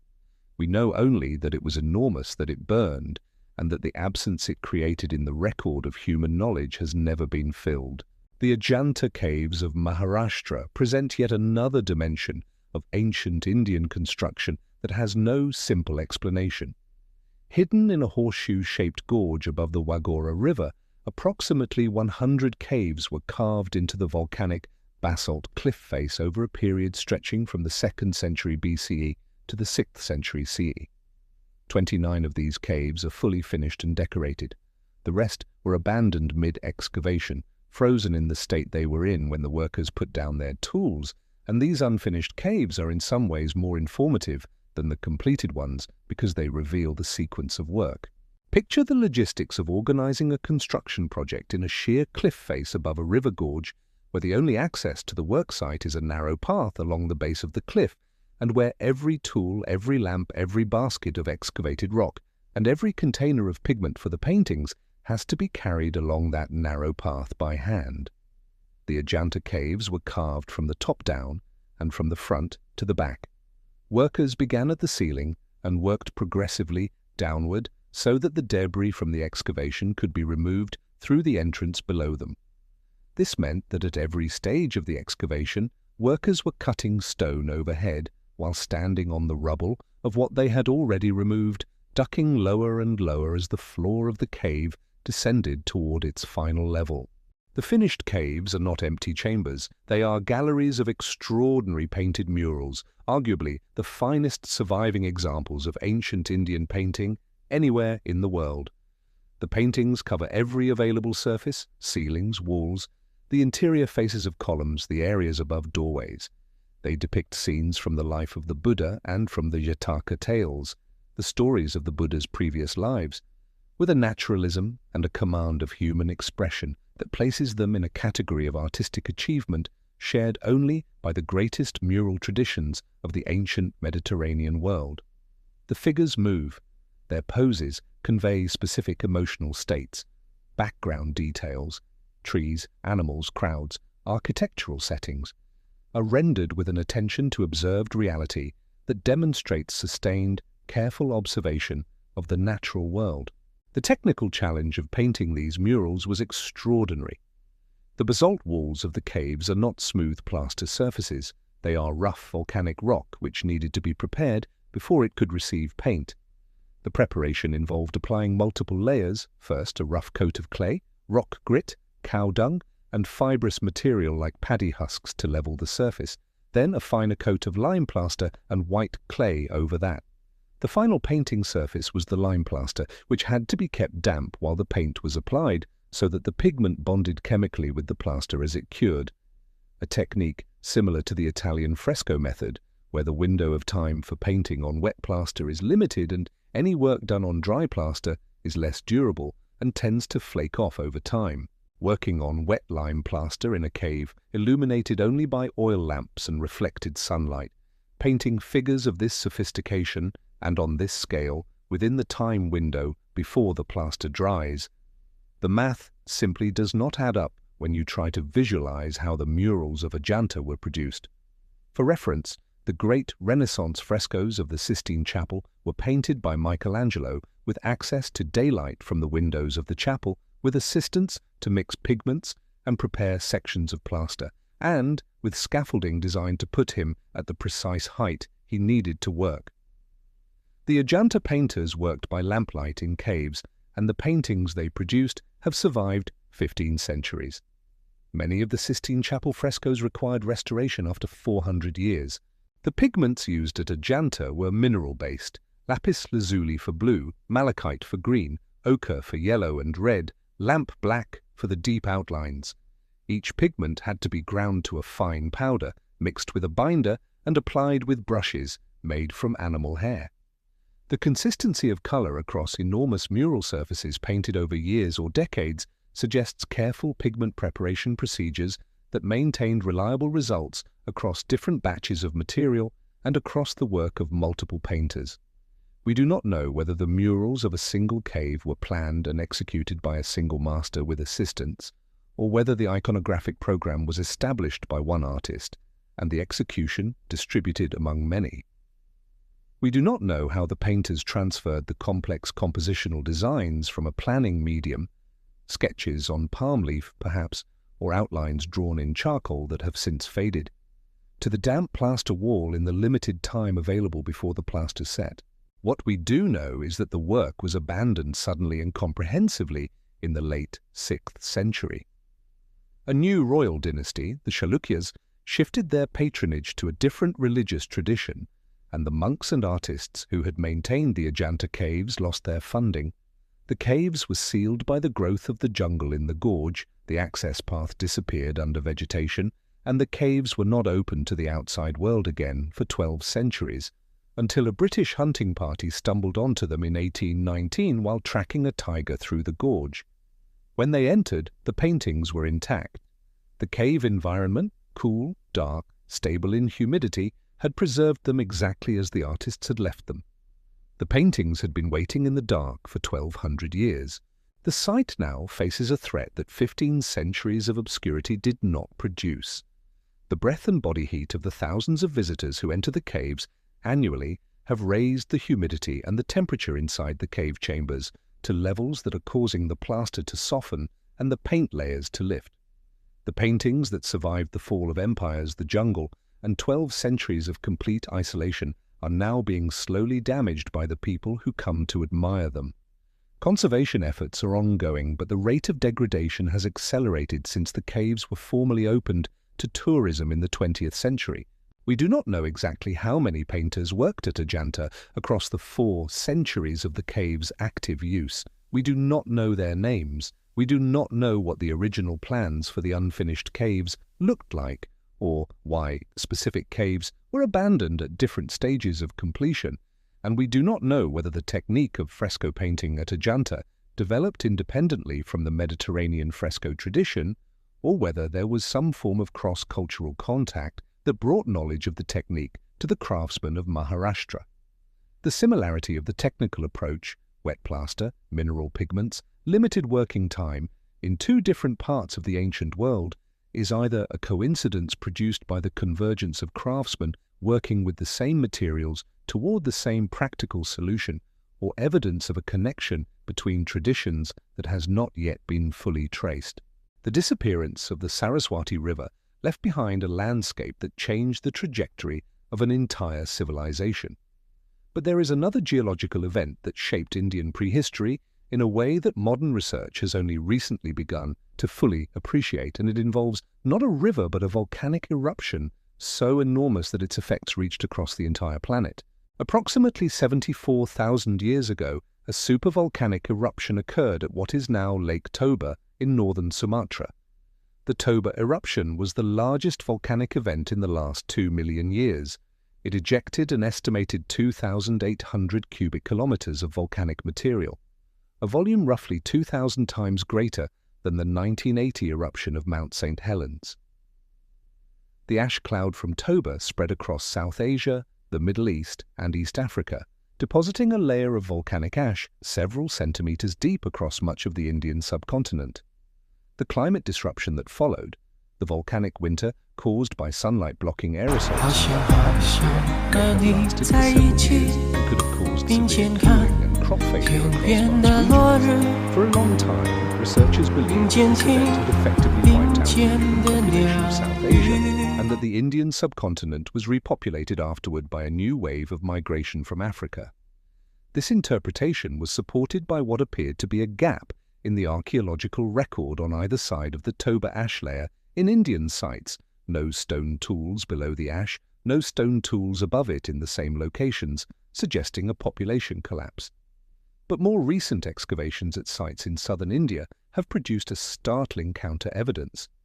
At the site of Jwalapuram in the Kurnool district of Andhra Pradesh, researchers found stone tools both below and above the Toba ash layer, with the tools above and below showing no significant change in technological style. If the human population of southern India had been wiped out and then replaced by a new population from Africa, you would expect the stone tool traditions to change across the ash boundary. The incoming population would have brought different tools. They did not change. The tools above the ash look like the tools below it. This finding has generated substantial scientific controversy. It implies either that a human population survived the Toba eruption on the Indian subcontinent and maintained their technological tradition through the catastrophe, or that the population that repopulated India after Toba reached the subcontinent so quickly and assimilated so thoroughly with any remaining local population that the tool tradition showed continuity rather than replacement. The genetic evidence from modern human populations in South Asia has been interpreted in both directions by different research groups, and the question of whether there is a pre-Toba genetic contribution to the modern South Asian gene pool is not settled. What is clear is that human beings have been present in the Indian subcontinent for at least 65,000 years by the most conservative current estimates, and possibly for considerably longer. The earliest stone tools found in India date to several 100,000 years ago, which places a form of early human habitation in the subcontinent in the lower Paleolithic period. The continuity between this deep prehistoric presence and the civilization that eventually produced Mohenjo-Daro and the Iron Pillar and the Kailash Temple is not documented in any connected narrative. There are gaps of tens of thousands of years in the physical record, geological events that may have wiped out populations and forced repeated resettlement, and a landscape that has changed dramatically over the timescales involved. We do not know what happened to the people who left tools below the Toba ash layer. We do not know whether their descendants are among the ancestors of the people who built the Indus Valley cities. We only know they were there, and then the ash fell, and the world changed. Among the physical objects recovered from the Indus Valley sites, there is one category that has drawn sustained attention from researchers for reasons beyond its artistic quality: the carved stone seals of the Indus Valley civilization. Small rectangular or square tablets, typically measuring between 1 and 3 centimeters on a side, made from fired steatite and incised with both the undeciphered script and pictorial imagery, are found in extraordinary numbers across every major site. More than 4,000 have been recovered so far. They were clearly used as administrative stamps pressed into soft clay to mark ownership or identity on goods, similar to how wax seals were used in medieval European trade documents. What makes the seals particularly interesting beyond the script they carry is the animal imagery on their faces. The most commonly depicted animal on the Indus Valley seals is not a species easily identified with the fauna of modern South Asia. It is conventionally called the unicorn seal, not because it depicts a mythological creature, but because it shows what appears to be a bovine or equine animal in profile with a single horn projecting forward from its forehead. The animal is depicted consistently across hundreds of seals from different sites, always in the same posture and always accompanied by the same enigmatic object in front of its nose. a device that researchers have described as a cult object, a filter, an incense burner, or a rack for offerings without reaching consensus on what it actually was. The consistency of the unicorn and object combination across hundreds of seals from different locations and different time periods within the Indus Valley civilization's history implies that the image had a specific, widely understood meaning, that it was not a decorative choice but an iconographic statement of a kind that literate members of the civilization would have recognized immediately. But because we cannot read the script that accompanies the image on most of the seals, we cannot know what that meaning was. We cannot tell whether the unicorn represents a deity, a trading clan, a geographic region, a type of goods being marked, or an office held by the seal's owner. The animal itself presents a biological puzzle as well. No known species of bovine or equine has a single forward-projecting horn. The rhinoceros, which is native to South Asia and appears on other Indus Valley seals, depicted realistically and recognizably, has a different horn configuration and a different body plan. Some researchers have proposed that the unicorn seal depicts a real bovine animal from the side, and that the apparent single horn is actually a two-horned animal whose horns overlap perfectly when seen in profile. This is anatomically possible, but requires the artists to have consistently chosen a viewpoint that creates the overlap, rather than showing the animals from a slightly different angle, which none of the hundreds of known seals do. Others have proposed that the unicorn represents a mythological or ritual animal, a creature that existed in the spiritual imagination of the Indus Valley people, but not in the physical landscape they inhabited. Without being able to read the script, we cannot confirm or rule out either interpretation. The most famous of all the Indus Valley seals is not the unicorn seal, but the Pashupati seal, recovered from Mohenjo-daro and now housed in the National Museum of India in New Delhi. It depicts a seated figure in a posture that closely resembles the meditative yoga asana called Mulabandhasana, the root lock posture, surrounded by four animals: an elephant, a tiger, a rhinoceros, and a buffalo. The figure has three faces and wears a distinctive headdress of two horns with a plant growing between them. The surrounding animals are arranged so that two are on each side of the central figure, as if in attendance. The figure is clearly a person or deity of importance. The animal's arrangement has a deliberate, composed quality that distinguishes it from other Indus Valley pictorial art. The posture of the central figure, crossed legs, feet together, hands resting on the knees, is the earliest known depiction of a meditative seated posture in the archaeological record. If this posture was already iconographically significant in the Indus Valley civilization around 2600 BCE, it implies that the tradition of seated meditation, which becomes central to both Hindu and Buddhist spiritual practice in later Indian history, was already developed and already associated with spiritual significance more than 4,000 years ago.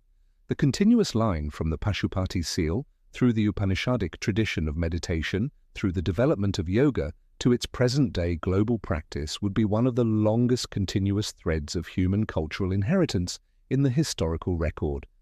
Whether that line is actually continuous or whether later Indian traditions independently developed the same postures and practices is a question that cannot be answered without being able to read the Indus Valley script and understand what the Pashupati figure actually meant to the people who created it. The seated figure with three faces and the plant-crowned horns has been interpreted by many researchers as a proto-Shiva, an early form of the deity who would become central to Shaivite Hinduism. The three faces, the meditative posture, the surrounding animals, and the distinctive headdress all have parallels in later iconographic traditions of Shiva. If this interpretation is correct, the theological tradition that would eventually produce one of the world's largest living religions has its roots in a civilization that predated the composition of the Vedas and that was already sophisticated enough to create precisely carved steatite seals depicting its central deity in a standardized and recognizable form. If the interpretation is incorrect, the Pashupati figure represents something entirely different that the Harappan people understood clearly and that we cannot access. The seal sits in its museum case in New Delhi, and the figure on it stares forward with three faces that have been looking at researchers for a century without revealing what it sees. The surgical knowledge preserved in the ancient Indian medical tradition is another area where the physical and textual evidence consistently exceeds what the conventional academic timeline of medical development expects. The Sushruta Samhita, a foundational text of Ayurvedic surgery attributed to the physician Sushruta and dating in its earliest recensions to approximately the 6th century BCE, describes surgical procedures in enough operational detail that modern surgeons who have studied it recognize specific techniques that were not described in Western medical literature until many centuries later. The most frequently cited example is rhinoplasty, surgical reconstruction of the nose. The Sushruta Samhita describes a procedure for rebuilding a damaged or amputated nose using a flap of skin from the cheek or forehead, cut and folded to form a new nasal structure. The text specifies the shape of the skin flap, the method of cutting it while maintaining its blood supply through a tissue pedicle connecting it to the donor site, the procedure for shaping the new nose and suturing it in position, and the post-operative care required to ensure the flap survived and integrated. This procedure, now called a pedicle flap rhinoplasty, is the basis of modern reconstructive nasal surgery and was not practiced in Europe until the 18th century, when British surgeons observed it being performed in India and introduced it to Western medicine. The reason the Sushruta rhinoplasty was still being performed in India in the 18th century, 2,000 years after it was first described in the Samhita, is that the text specified a clear practical application. In ancient India, nose amputation was a punishment for certain crimes and a consequence of certain battlefield wounds. The population of people needing nasal reconstruction was large enough that surgical skill in the procedure could be maintained across generations through regular practice. The continuous practical application kept the technique alive in the living surgical tradition even as the theoretical text accumulated layers of commentary and the broader Ayurvedic system evolved around it. The Sushruta Samhita describes over 300 surgical procedures in total and lists 121 surgical instruments.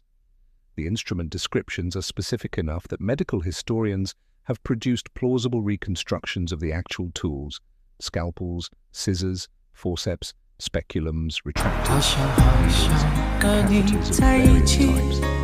The text distinguishes between different grades of surgical steel and describes methods for sterilizing instruments in surgical sites that, while not based on germ theory, which was not formulated until the 19th century, were empirically effective in reducing infection rates because they involved washing with antiseptic botanical preparations whose active compounds we can now identify chemically. The gap between what the Sushruta Samhita describes and what is supposed to have been medically possible in the 6th century BCE is significant. For reference, European surgery in the 6th century BCE was primarily limited to wound treatment, bone setting, and amputation. The concept of operating inside a body cavity, which the Sushruta Samhita addresses in its descriptions of abdominal surgery and cataract procedures, was not part of the Western surgical tradition at that period. The Greek physician Hippocrates, who lived in approximately the same era as Sushruta, explicitly warned against cutting for bladder stones because the patient was likely to die. Sushruta's text describes lithotomy, the surgical removal of bladder stones, as a procedure that could be performed safely by a skilled surgeon using proper technique and instrumentation.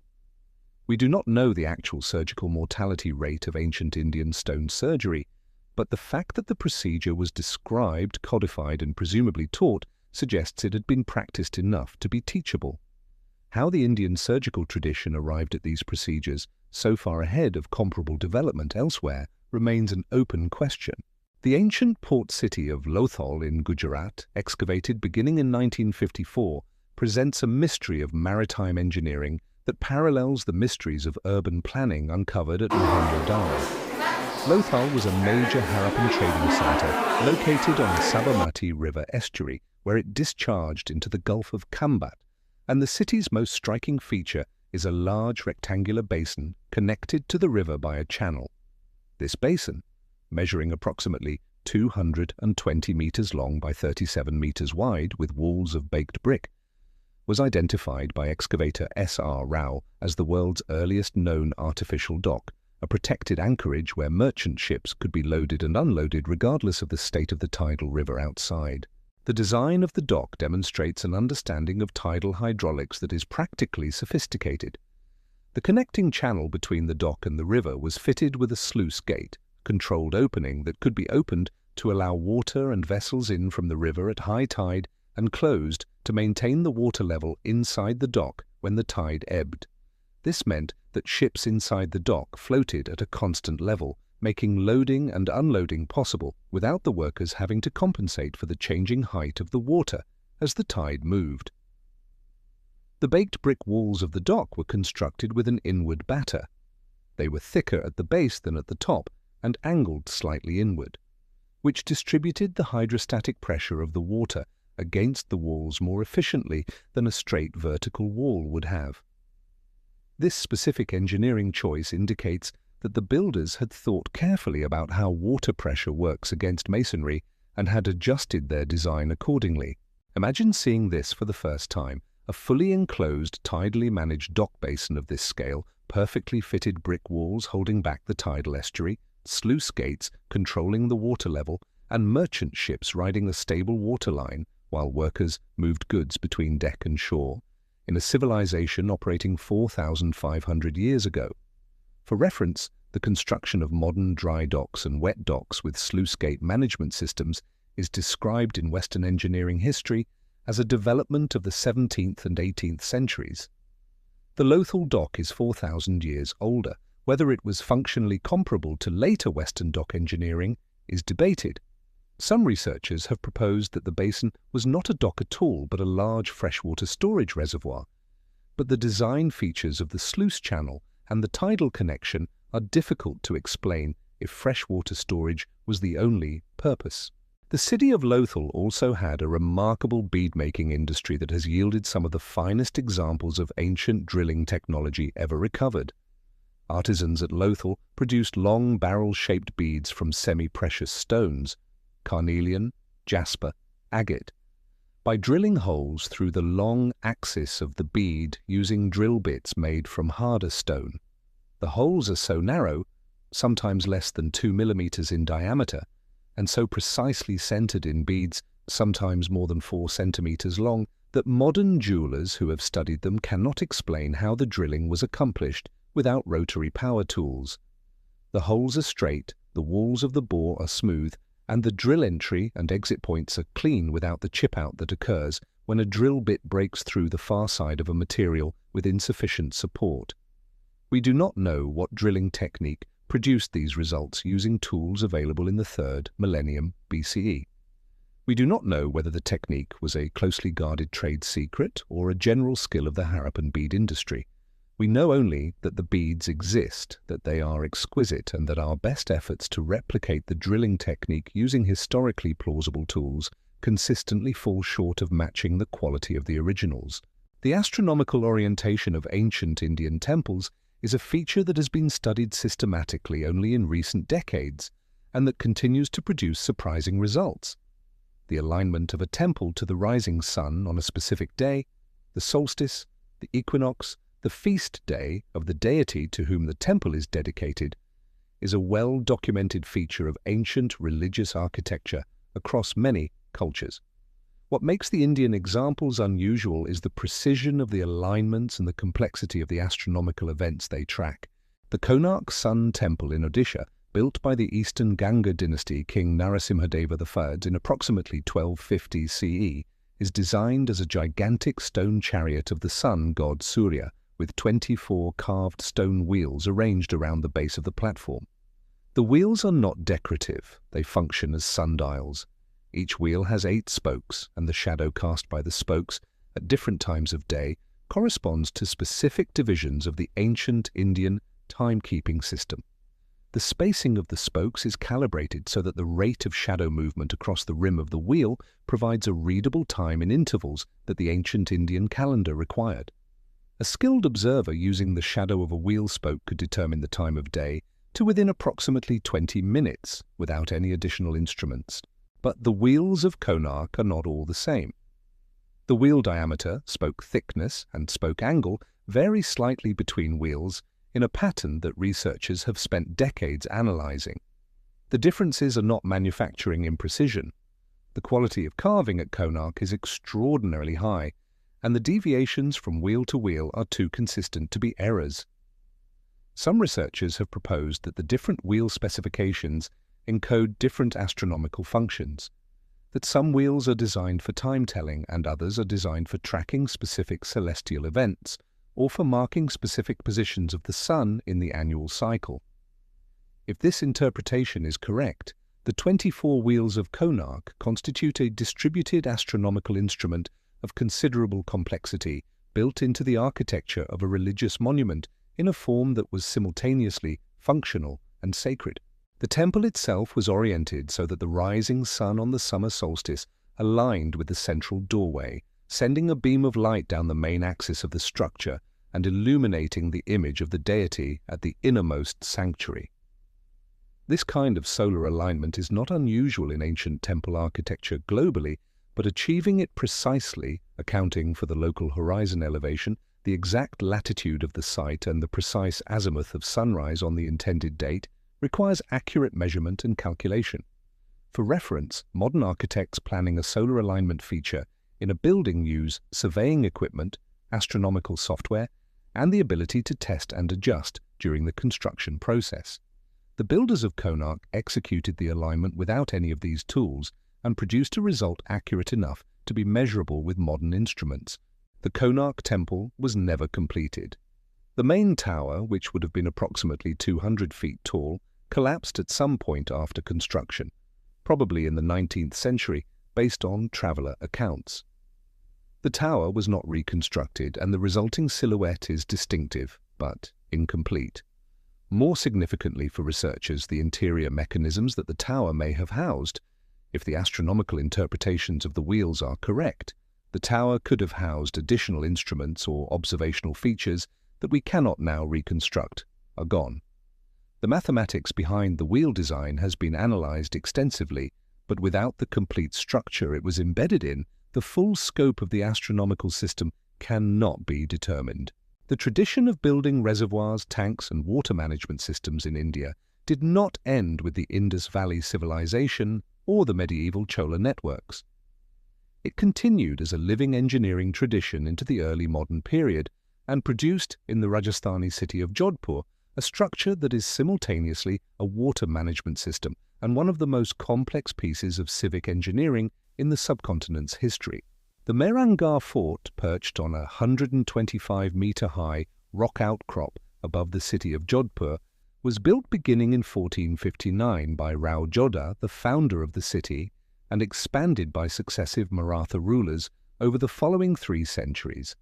The fort's water supply system is what concerns researchers most deeply because maintaining a population of several thousand people, soldiers, servants, administrative staff, and the royal household, on top of a 125-meter rock with no natural water source requires either constant resupply from the plains below or an extraordinarily sophisticated water harvesting and storage system within the fort itself. The builders of Mehrangarh chose the latter. The fort's surface was designed as a water catchment. The rooftops, courtyards, and pathways were graded so that all rainwater flowed toward collection channels, which directed it into a network of cisterns cut directly into the rock of the outcrop. The cisterns are of varying sizes, connected to each other in a cascade arrangement, so that the largest and deepest cisterns received overflow from the smaller, upper cisterns, maximizing total storage while protecting the deepest reserves from evaporation by keeping them covered and shaded. The total storage capacity of the cistern network was calculated to supply the fort's population through multiple years of drought, which in Rajasthan, where annual rainfall can fail entirely for years at a time, was not a theoretical concern but a practical necessity. The routing of the drainage channels across the fort's complex multi-level surface required the ability to survey the topography accurately enough to ensure that water flowed in the intended directions without pooling in unintended locations. In a flat environment, this is relatively straightforward. In a fort built on irregular lockout blocks, structures of multiple different elevations, with rooftops that function architecturally, while also functioning as drainage services, the survey challenge was considered. The builders accomplished it. The drainage system worked, the cisterns filled during the monsoon, and the fort was never abandoned due to water shortage over its 5 centuries of active use. We do not know the name of the engineer who designed the water harvesting system of Mehrangarh. We do not know whether the design was worked out in advance with specific calculations or accumulated pragmatically over the generations of construction. What we know is that the fort has been standing for 5.5 centuries on a waterless rock, and the people who lived in it never died of thirst.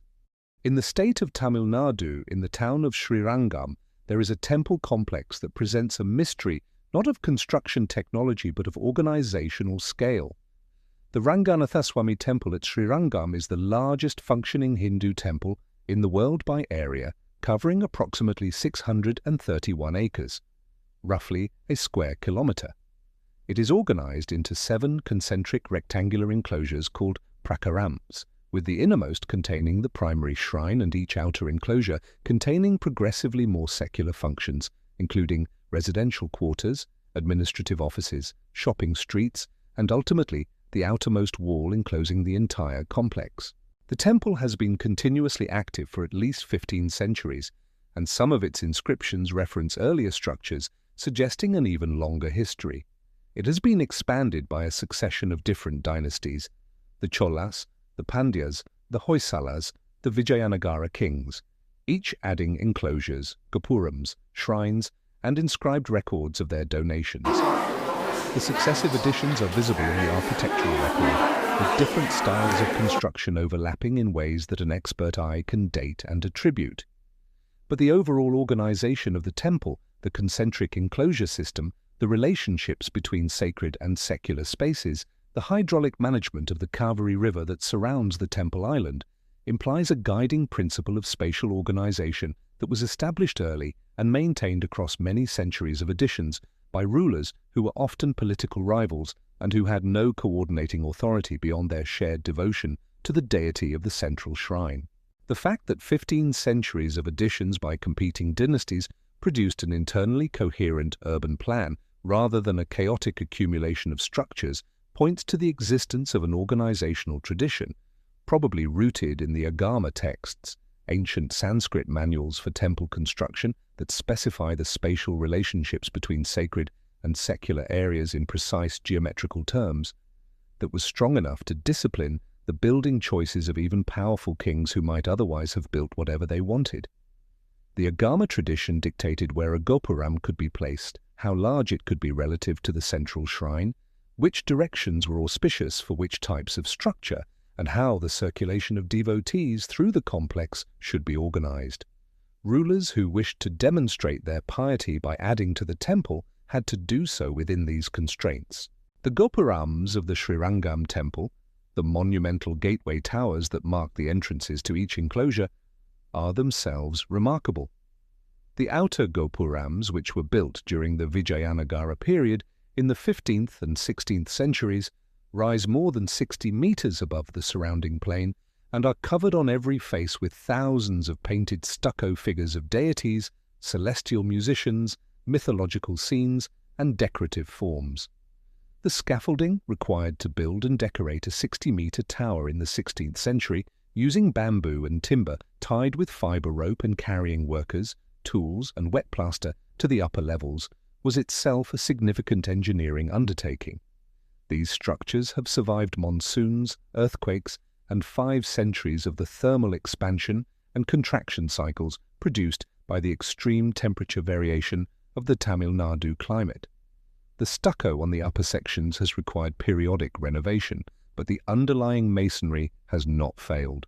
The final mystery we examine tonight involves not a structure or a text, but a tradition of knowledge transmission that has preserved specific technical information across 3,500 years with a fidelity that is unmatched anywhere in the world. The Rig Veda is among the oldest texts in any Indo-European language. Its earliest hymns were composed approximately 1500 BCE, possibly earlier. For the first several centuries of its existence, the Rigveda was not written down. It was memorized and transmitted orally from teacher to student in an unbroken chain of recitation that has continued to the present day. This in itself is remarkable, the oral preservation of a text of this length and complexity across 3,500 years. But what makes the Vedic oral tradition extraordinary beyond its mere survival is the verification mechanism built into the transmission process.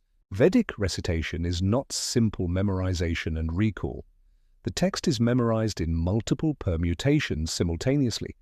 Students learn the text first in its normal sequential form, called samhita, and then in a series of increasingly complex rearrangements that test different aspects of the memorization and catch different types of error. In the Krama recitation method, each word is repeated with its neighbor in pairs, words 1, 2, 2, 3, 3, 4, and so on through the entire text. In the Jata method, words are joined and then reversed and then joined again in a complex interlocking pattern. In the most complex method, called Gana, the words of the original text are so elaborately rearranged and repeated that only a practitioner who has memorized the original text completely and flawlessly can navigate the permutations correctly. The effect of this multi-permutation memorization system is that any error introduced into the text during transmission, any word substituted, dropped, or transposed, would produce inconsistencies between the different recitation methods that the student and teacher would detect immediately. The system is self-correcting in the same way that error-correcting codes in modern digital communication are self-correcting. The redundancy of the permutations allows the detection and correction of errors without reference to an external standard. For reference, the error-correcting codes used in modern data storage and transmission were developed in the mid-20th century as a theoretical innovation in information science. The Vedic reciters had been implementing a functionally equivalent system for 3,000 years before that. The result is that the Rigveda, as transmitted today, is, by the assessment of Vedic scholars who have compared manuscripts from different recension lineages, an extraordinarily faithful reproduction of the original text.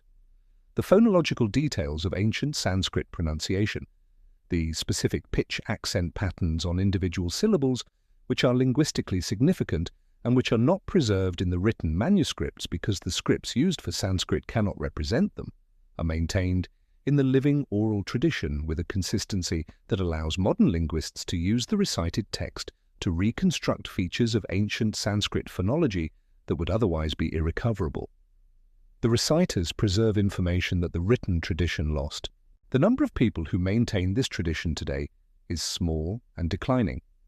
Learning the complete Vedic recitation corpus, the four Vedas with their different permutation methods, requires years of intensive study beginning in childhood, and the economic and social conditions that sustained the tradition of full-time Vedic learning have changed dramatically. Organizations dedicated to the preservation of Vedic recitation document the living practitioners and work to ensure that the tradition is not lost before it can be recorded in full. Whether the oral tradition will survive the 21st century in living form is genuinely uncertain. What would be lost if it ended is not only the phonological information that the reciters carry, but a 3,500-year unbroken connection to the human voices of the second millennium BCE. People who learned these words from their teachers, who memorized them with the same methods, who passed them forward knowing that the next generation would carry them further in a chain of transmission so long that its beginning is lost in the Bronze Age and its continuation is uncertain in the Information Age. The knowledge has been passed from living memory to living memory for 35 centuries.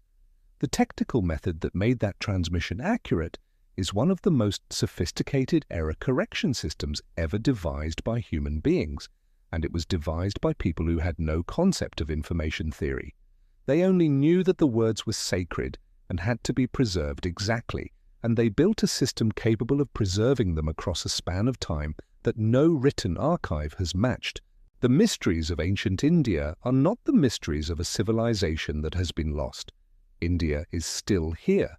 The tradition is still living. Descendants of the people who built the Indus Valley cities and carved the Kailash temple and memorized the Vedas and performed the Ajanta surgeries are alive today. Many of the traditions we have discussed tonight are the temple building, the Vedic recitation, the Ayurvedic medicine, the mathematical traditions of Kerala have living practitioners who carry them forward. What is lost is the documentation, the technical manuals, the planning records, the metallurgical formulas, the drilling techniques. These were carried in living knowledge traditions rather than written archives, and when those traditions were disrupted by conquest, by the conversion of patronage to different religious systems, by the burning of libraries, by the changes in economic and social conditions that made traditional forms of specialized learning no longer viable, the specific technical information they carried did not transfer automatically to the written record. It simply stopped. The iron pillar stands because the passive layer it carries keeps it standing, and the passive layer was an unintended consequence of the purity of the iron, and the purity was achieved by craftsmen who knew how to achieve it but did not write down how. The Kailash temple stands because the top-down carving produced a structurally integral building, and the structural integrity was achieved by architects who understood the three-dimensional planning well enough to execute it in stone without error, but did not leave behind the planning documents. The Nalanda library burned, and the texts that burned are gone, and the knowledge they held went with them. The Sushruta surgical tradition was practiced continuously enough to survive into the 18th century when British surgeons saw it and wrote it down in their own medical literature, and that act of documentation is why we know it existed. Documentation, in the end, is what the mystery of ancient India is about, not the absence of knowledge, but the absence of records.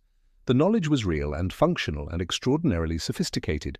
The records were fragile or secret or simply never made, or were made and did not survive, and so we stand before the pillar that does not rust, and the temple carved from a mountain, and the seals whose script we cannot read, and we know that we are looking at the evidence of a remarkable understanding that we have not yet succeeded in fully reconstructing. The understanding was there. We can see its results. We simply cannot not yet see the path by which it was reached. Sleep well tonight, knowing that somewhere in the subcontinent, in a village in Kerala, or a monastery in Tamil Nadu, or a school in Varanasi, there is a person reciting words that were first spoken 3,500 years ago, words that have passed from one living memory to the next, through empires and invasions and the burning of libraries and the silting of rivers and the slow drift of the stars. Words still carried forward, still exact, still waiting for the morning when someone writes them down completely enough that nothing is lost. The tradition of Indian mathematics did not begin with the Kerala school or with Aryabhata. It began by the physical evidence long before either. The Sulba Sutras, a collection of texts whose name translates roughly as the rules of the chord, were composed between approximately 800 BCE and 200 BCE and deal with the geometry required for constructing Vedic fire altars. The altars used in Vedic ritual were required to have specific shapes and specific areas. Different rituals required different altar shapes. A ritual seeking military victory required an altar in the shape of a hawk in flight. A ritual seeking domestic prosperity required a circular altar. A ritual for a specific agricultural purpose required a different shape again, and each shape had a precisely specified area. Not a vague approximation, but an exact area measured in terms of a standard square unit. Constructing a hawk-shaped altar of exactly the right area from bricks of standard size is a non-trivial geometric problem. You need to be able to calculate how to modify the outline of the hawk shape while maintaining its specified area, and to do this in a way that divides the total area into an exact number of whole bricks with no remainder. The Sulba Sutras provide the rules, in the form of verbal algorithms, not equations, for solving these geometric problems. And in providing those rules, they state results that Western mathematical history attributes to later Greek discoveries. The Pythagorean theorem, the relationship between the sides of a right triangle, stating that the square of the hypotenuse equals the sum of the squares of the other two sides, is stated explicitly in the Sulba Sutras. The specific statement in the Baudhayana Sulba Sutra, the oldest of the texts, reads, The diagonal of a rectangle produces both areas which its length and breadth produce separately. This is a precise verbal statement of the Pythagorean theorem, and it predates Pythagoras of Samos by approximately 200 years. The Sulba Sutras also give specific numerical approximations for the square root of 2, a value needed for constructing squares using cord and peg methods on the ground, with an accuracy of 5 decimal places achieved using a successive approximation algorithm that the text presents without derivation as a known and established result. We do not know how the composers of the Sulba Sutras arrived at these results. The texts present geometric rules without proofs. They tell you what is true and how to apply it, but they do not demonstrate why it is true from more basic principles. This is consistent with a practical tradition focused on producing correct alters rather than on establishing mathematics as a theoretical discipline. The proofs may have existed in an oral commentary tradition that was never written down, or they may simply not have been part of the intended content of the texts.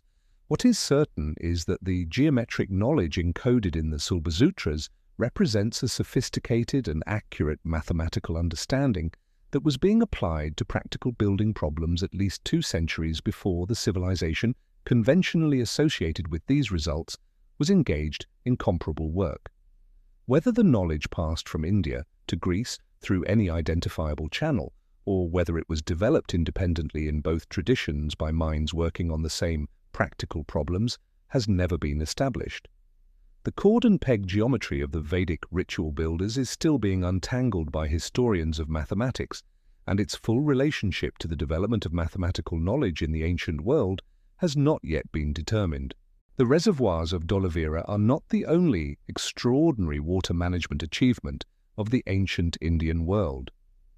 In the Deccan Plateau, the medieval Karnataka kingdom of the Kakatiyas, a dynasty that ruled from approximately the 10th to the 14th century in what is now the state of Telangana, created an irrigation landscape that modern hydrologists have described as one of the most sophisticated pre-industrial water management systems ever constructed.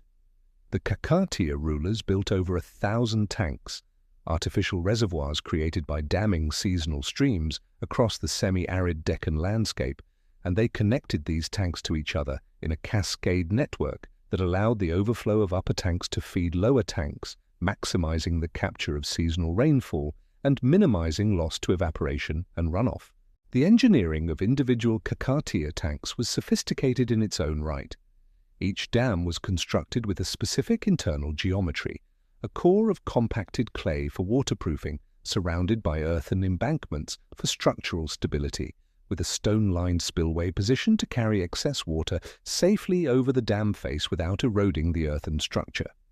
The spillways were positioned and calibrated with a precision that allowed them to handle the peak flows of the seasonal monsoon without overtopping the dam crest, a distinction critical to the dam's survival, since an overtopped earthen dam erodes rapidly and fails catastrophically. Getting the spillway height and width exactly right required an accurate estimate of the peak flow the catchment was capable of producing, which requires knowledge of the catchment area, the soil types within it, the slope of the terrain, and the expected intensity of monsoon rainfall. The Kakatiya hydraulic engineers made these estimates correctly enough that many of their tanks survived for several centuries without major structural failure. The cascade network that linked the individual tanks was even more remarkable. Building a cascade network requires not just designing each individual tank correctly, but understanding the hydrological relationships between them, how the overflow from each upper tank translates into the inflow of the tank below, what the lag time between a monsoon event in the upper catchment and the water arriving at the lower tank in the network would be, and how to size the connecting channels to prevent flood flows from lower tanks backing up and destabilizing upper ones. Modern hydrological cascade design uses computational models, satellite terrain analysis, and measured flow data from existing gauging stations. The Kakatiya engineers designed their cascades using field observation, empirical experience, and a knowledge tradition that we have not fully recovered. The Ramappa Lake near the city of Warangal is one of the largest of the surviving Kakatiya tanks, and its dam is notable for a specific construction feature that modern engineers consider remarkable. The dam is built from a material that researchers describe as floating bricks, lightweight bricks made from a mixture of clay and organic material, fired at low temperatures that have sufficient air voids in their structure to be less dense than water and to float when placed in it. The use of these lightweight bricks in the upper sections of the dam crest reduces the total weight pressing down on the clay core below, which reduces the settlement and deformation of the earthen structure under load. This weight reduction was deliberate. The bricks were made to float, and their use in a specific part of the dam structure was not random. It was a calculated application of material properties to a structural engineering problem 300 years before structural engineering existed as a named discipline in the Western world. The Ramappa Lake Dam was declared a UNESCO World Heritage Site in 2021, partly on the strength of this specific engineering innovation. The Kakatiya tank system was severely damaged by the invasions of the 14th century, which disrupted the administrative and maintenance systems that kept the cascade functioning. Large sections of the network fell into disrepair, and many tanks silted up over the following centuries. Modern efforts to restore the Kakatiya tanks have repeatedly encountered the same discovery. The tanks, once desilted and their dams repaired, fill reliably and perform as their original designers intended. The hydrological logic of the cascade system still works. The engineering is sound. The knowledge that produced it is the part that is missing from the record. There is a text in Sanskrit called the Arthashastra, usually translated as the science of politics or the science of material gain, that was attributed to a minister named Chanakya, also known as Kautilya, who served the first Maurya emperor Chandragupta around 300 BCE. The text was known only through later references until a manuscript was discovered in a Mysore library in 1904. When it was translated and analyzed, it produced sustained academic astonishment because it describes the machinery of state administration, economic management, military strategy, espionage, and civil governance at a level of systematic completeness that was not matched in any comparable Western political treatise until Machiavelli's Prince, published in 1532, nearly 2,000 years later. The Arthashastra covers trade regulations, tax collection, weights and measures standardization, city planning principles, mining and metallurgy, agriculture, welfare provisions for the poor and disabled, the organization of the intelligence service, the duties of various categories of government official, the management of foreign relations, the rules of war, and the conduct expected of a king in his personal life and public duties. It is not a vague philosophical discussion of good governance. It is an operational manual written in the style of a technical document, specifying procedures, quantities, timeframes, and penalties with the precision of a modern government regulation. The intelligence service described in the Arthashastra is particularly detailed. The text describes categories of secret agents, wandering monks, astrologers, physicians, traders, housewives, mendicants, each with different social roles that allowed them access to different types of information in different social environments.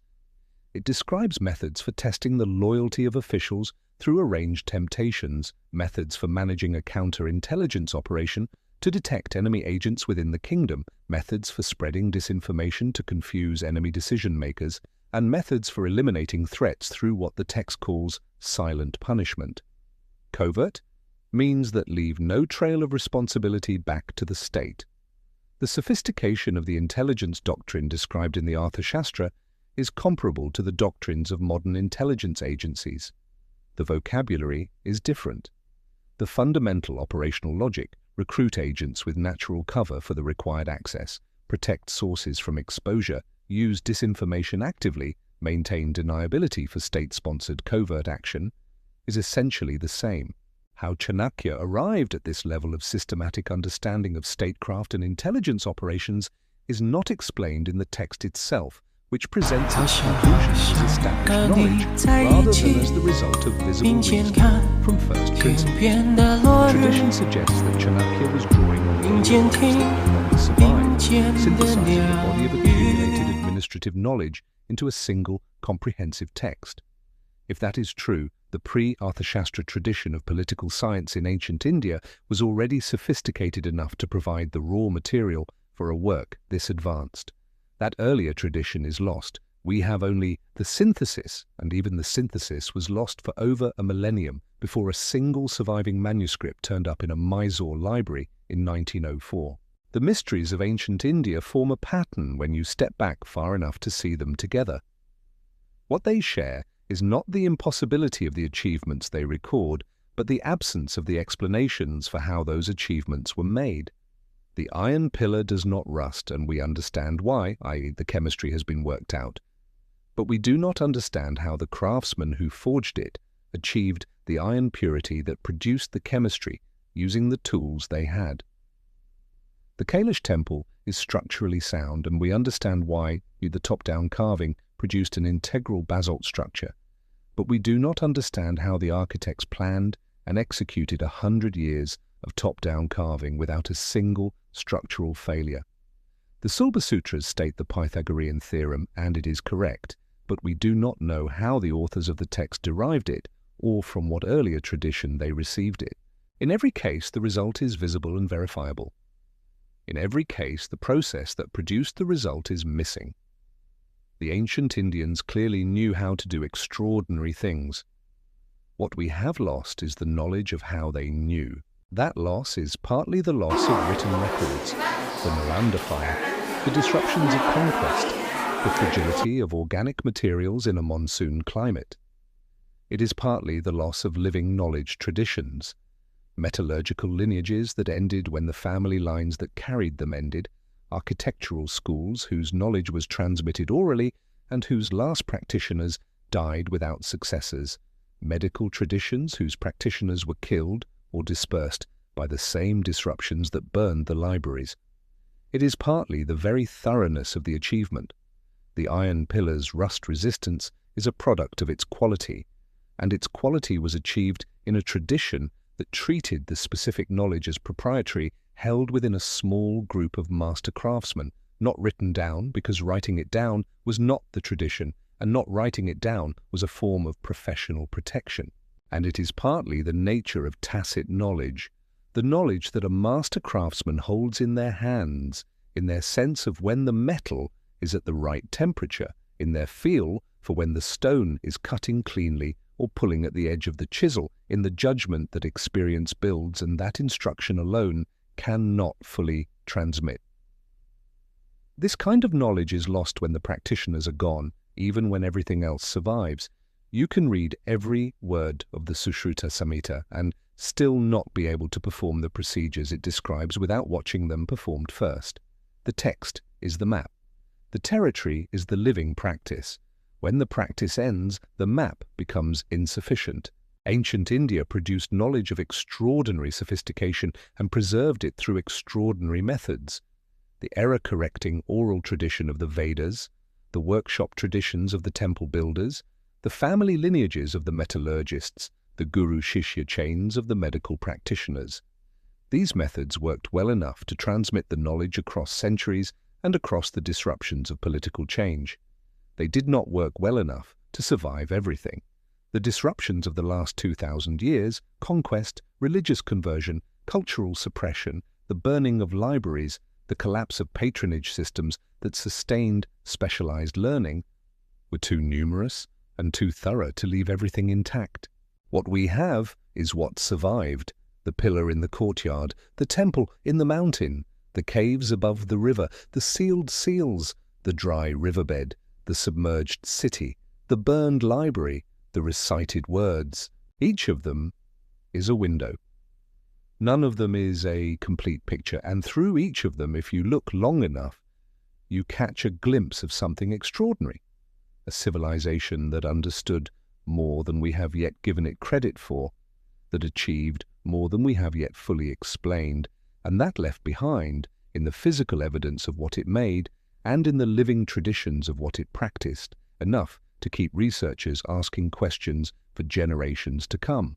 The iron stands in the courtyard, the carvings face the sky, the words are still being spoken, and the questions are still open, patient as stone, waiting for the answers that the evidence implies are there, if only we knew where to look and how to listen. The ancient Indian astronomical calendar system known as the Panchangam, a five-limbed reckoning of time that combines the lunar day, the lunar month, the day of the week, the astronomical yoga, and the Karana, is still in use today across much of South Asia for determining the timing of religious events, agricultural decisions, and significant personal milestones. The Panchangam's five-element structure encodes a level of astronomical precision that required centuries of careful observation to develop. The system accurately predicts eclipses, planetary conjunctions, and solstice and equinox dates using a mathematical framework that was developed entirely through naked eye observation and algebraic calculation, without telescopes and without the computational tools that modern ephemeris calculation relies on. The accuracy of the system can be verified against modern astronomical data, and when this verification is performed, the results are consistently impressive.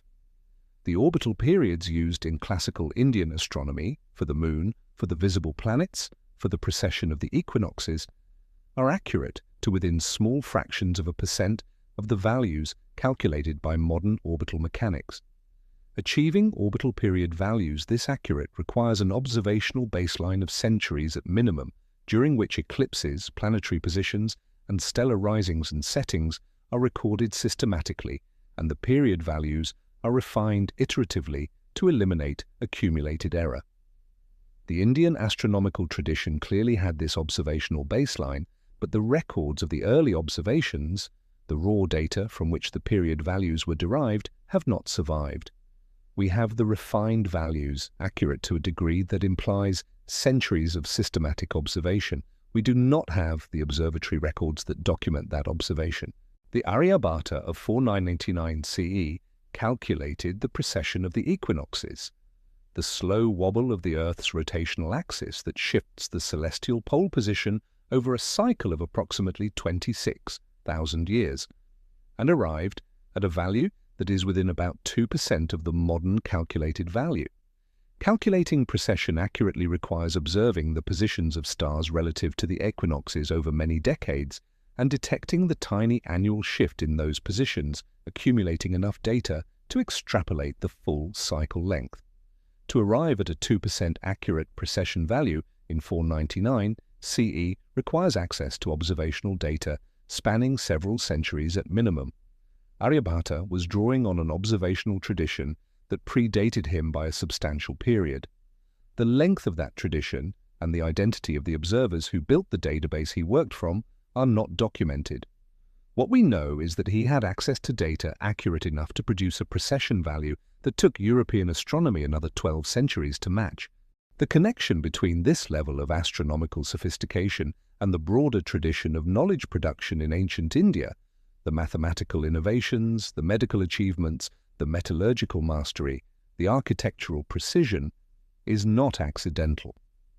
All of these traditions share a common epistemic foundation, the systematic accumulation of empirical observation across multiple generations, the oral or written transmission of those observations with sufficient fidelity to preserve their utility for future practitioners, and the application of accumulated observation to practical problems in a way that generated testable results and allowed the knowledge base to be refined over time. This is, structurally, the scientific method, practiced within cultural frameworks and institutional forms, very different from those of modern science, but achieving many of the same results through the same fundamental logic. Observe carefully, accumulate data, test it, refine it, pass it forward. The tragedy of ancient Indian knowledge is not that the method failed, but that the institutions that housed it were fragile. The oral traditions required living practitioners in sufficient numbers to maintain the error-correcting chain. The written traditions required physical texts in protected locations. The workshop traditions required living masters with apprentices willing to devote years to learning. Each of these requirements was vulnerable to specific disruptions, and the disruptions came, in waves, over centuries, from multiple directions. The knowledge was not wrong. The institutions that carried it were mortal.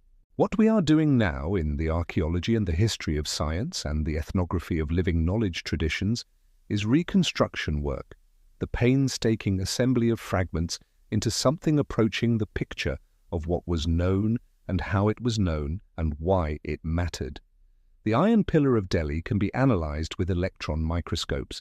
The Kailash Temple can be photogrammetrically mapped in 3 dimensions. The seals of the Indus Valley can be fed into computational linguistic analysis systems.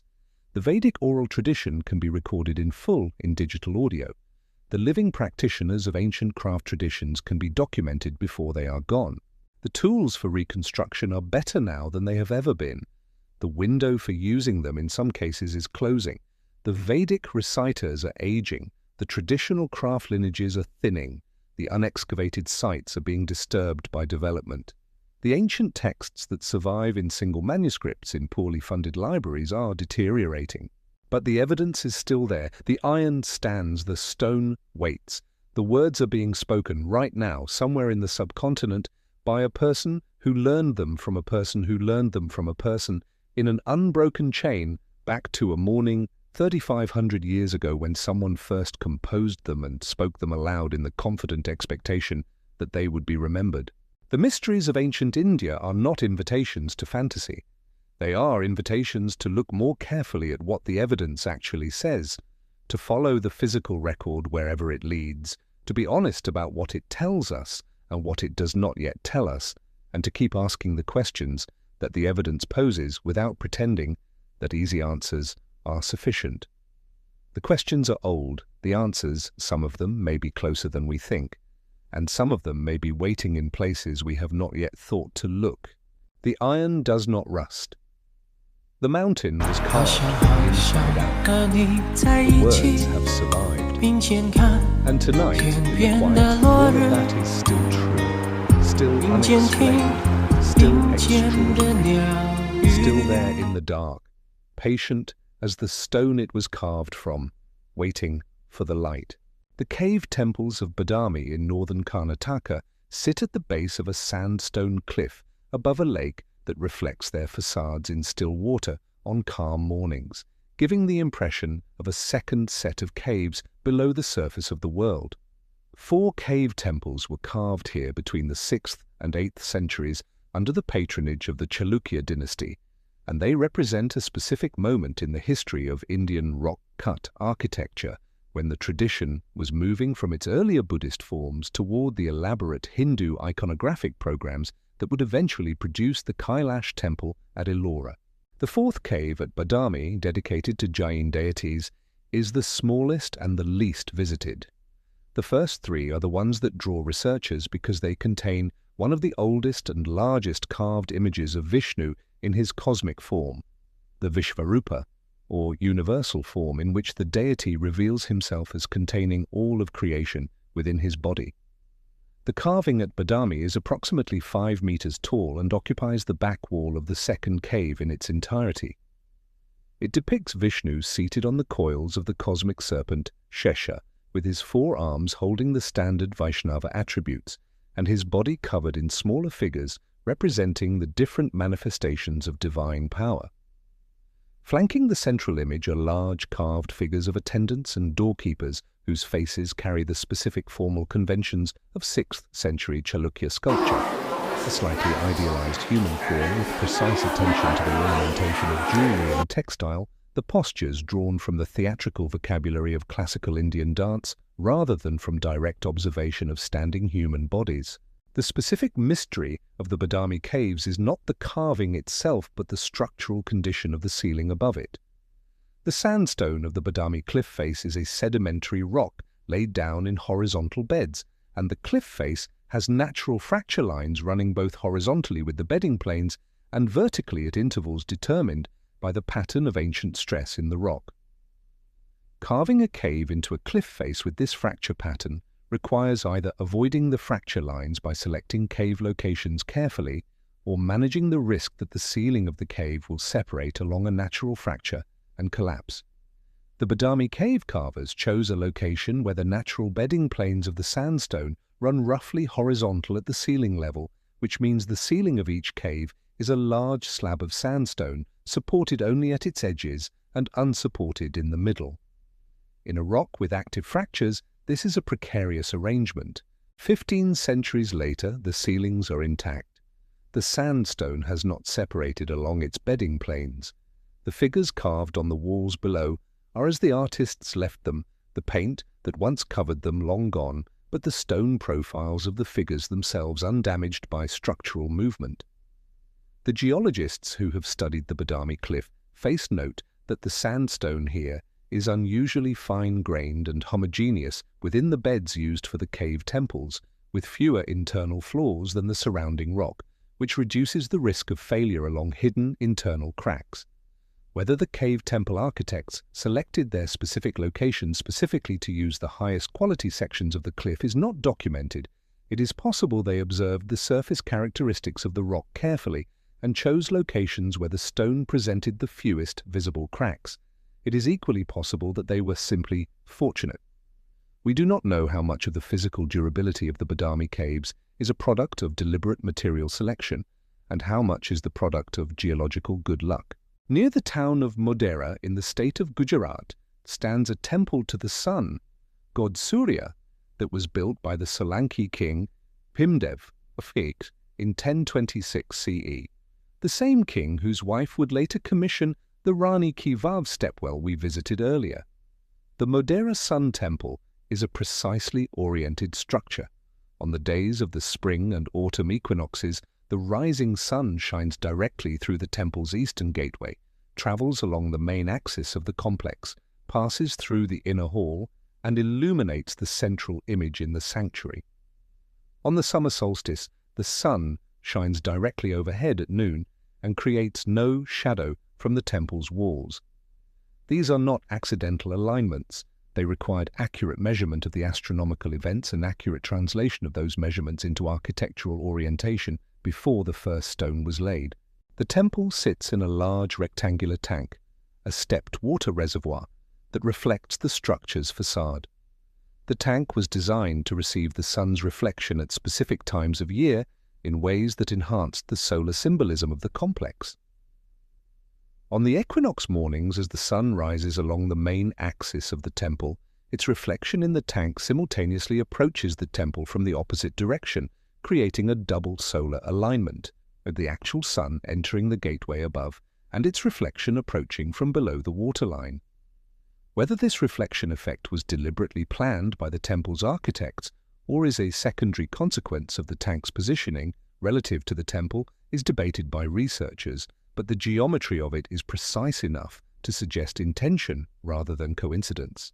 The carved decoration of the Modhera Sun Temple is in the same general tradition as the Solanki period temples of Gujarat, which means that its exterior surfaces are covered in carefully organized bands of sculptural decoration. Celestial women, male deities, mythological animals, geometric ornament, arranged in horizontal registers around the entire perimeter of the building. But the Modhera carvings have a quality that has led art historians to describe them as among the finest stone sculpture produced anywhere in India in the 11th century. The female figures in particular, the Surasundaris, the celestial beauties, who appear in the upper registers of the exterior walls, are carved with a physical fluency and a specificity of expression that goes beyond the conventional conventions of the form. Individual figures within the same compositional type are differentiated from each other by subtle variations in posture, jewelry, gesture, and the tilt of the head that individualize them without departing from the formal requirements of the sculptural tradition. The temple was damaged by the Islamic armies of Mahmud of Ghazni, who raided the Gujarat coast multiple times in the early 11th century and whose troops destroyed the central image in the sanctuary and stripped the precious metal fittings from the interior decoration. The structural shell of the temple survived, and the exterior carvings survived largely intact. The image that once occupied the sanctuary is gone. We do not know what it looked like, because no description of it survives from before the destruction. We have the orientation that was designed to illuminate it, and the empty sanctuary that the illumination now falls on, and the question of what the sun was meant to reveal in the moment of equinoctial alignment is permanently unanswerable. The ancient text called the Arthashastra, as we noted earlier, describes a comprehensive theory of statecraft, but it also contains, in a section that modern readers find startling, specific instructions for what would now be called chemical and biological weapons. The text describes the preparation of smoke grenades from specific plant materials that produce incapacitating fumes when ignited. It describes the preparation of substances that can be applied to clothing or food to cause sickness in enemies. It describes methods for poisoning wells and water supplies used by enemy armies, and it describes the use of specially trained monkeys carrying incendiary materials to set fire to enemy camps. These passages are not unique to the Arthashastra. Earlier texts in the Indian tradition, the Manusmriti, certain sections of the Mahabharata, also describe prohibited weapons, and the fact that they are described as prohibited implies that they were real weapons that someone had used or considered using. The Mahabharata's restrictions on certain weapons in warfare, the prohibition on attacking someone who is running away, the prohibition on fighting at night, the prohibition on using certain types of projectile against certain classes of opponent, read as a code of conduct for a tradition of warfare that was already highly developed, with established conventions that required codification specifically because violations had occurred. The weapons the Mahabharata prohibits include, in some passages, weapons described as producing effects consistent with mass destruction, the same passages that contain the descriptions interpreted as referring to nuclear-type weapons. Whether those descriptions reflect actual ancient weapons technology or mythological elaboration of conventional warfare into cosmic scale is a question that the physical evidence has not yet resolved and may never resolve. What the texts collectively demonstrate is that ancient Indian civilization was thinking carefully about the ethics of warfare, about the relationship between military capability and the limits on its use, and about the responsibilities that come with the possession of destructive capability, at a point in history when comparable ethical frameworks for warfare in other civilizations were much less systematically developed. The laws of war encoded in the Mahabharata anticipate many of the principles of the Geneva Conventions by more than 2,000 years. The prohibition on attacking non-combatants, the requirement to care for wounded enemies, the prohibition on treachery, and the poisoning of water supplies, the distinction between legitimate and illegitimate targets. Whether these principles were consistently followed in practice is another question. The Mahabharata itself is a record of a war in which all of these rules were violated repeatedly, and the text presents those violations as contributing to the catastrophic scale of the war's destruction. But the existence of the ethical framework and the seriousness with which the text treats its violation implies a civilization that had already grappled extensively with the relationship between military power and moral constraint. We do not know how old these ethical frameworks are. We do not know when the Convention against attacking non-combatants was first articulated in the Indian tradition. We know only that by the time the Mahabharata was compiled into its current form, the framework was already established and already treated as ancient by the text itself. The oldest thing in the Mahabharata is not the story of the Great War. It may be the ethical thinking about the limits of what warfare may do, formulated in a civilization whose capacity for destruction was already sophisticated enough to make the limits necessary. The languages of ancient India carry their own mysteries. Sanskrit, the classical literary and liturgical language of the Indian tradition, has a grammatical structure so precisely analyzed and so systematically described in the ancient grammarian Panini's Ashtadhyayi that modern linguists regard the text as one of the most remarkable intellectual achievements in the history of human thought about language. Panini composed the Ashtadhyayi in 8 chapters in approximately the 4th century BCE. The text is a grammar of Sanskrit in the strictest possible sense, a formal system of rules from which any grammatically correct Sanskrit sentence can be generated and from which any grammatically incorrect sentence can be excluded using a minimal set of foundational rules and a systematic method for combining them. The grammar contains approximately 4,000 rules, stated in a highly compressed notation that Panini devised specifically for the purpose, a meta-language for describing the object language of Sanskrit that uses a vocabulary of technical terms, each defined with precision within the system. For reference, the formal grammars used in modern computer science, the context-free grammars, and the phrase structure grammars used to specify programming languages and to build parsing systems are based on mathematical frameworks developed in the mid-20th century by Noam Chomsky and others. When those frameworks were developed and the formal properties of Panini's grammar were analyzed, computational linguists and computer scientists found that Panini had independently developed a system that was, in its formal properties, essentially equivalent to a context-free grammar, 2,500 years before the mathematical framework that makes this equivalence visible was invented. Panini's grammar can, in principle, be run as a computational procedure. It generates Sanskrit in the same way that a modern formal grammar generates sentences in a programming language through the systematic application of rewrite rules to a symbol string. This is not a loose analogy. It has been analyzed formally by researchers who work at the intersection of Sanskrit studies and theoretical computer science, and the conclusion they reach is consistent. Panini solved in the 4th century BCE a problem in the formal analysis of language that Western linguistics would not approach from a formal perspective until the 20th century. He did it using a notation he invented for the purpose, working in a tradition of Sanskrit grammatical analysis that was already sophisticated before him, and producing a text so compressed and so technically demanding that full understanding of it has required scholars to spend entire careers in its analysis. We do not know what tradition of linguistic analysis preceded Panini and provided the conceptual foundation for the Ashtadhyayi. Earlier grammatical texts exist, the Pratishakyas, which analyze the phonology of the Vedic texts, predate Panini, but nothing that demonstrates the same formal sophistication.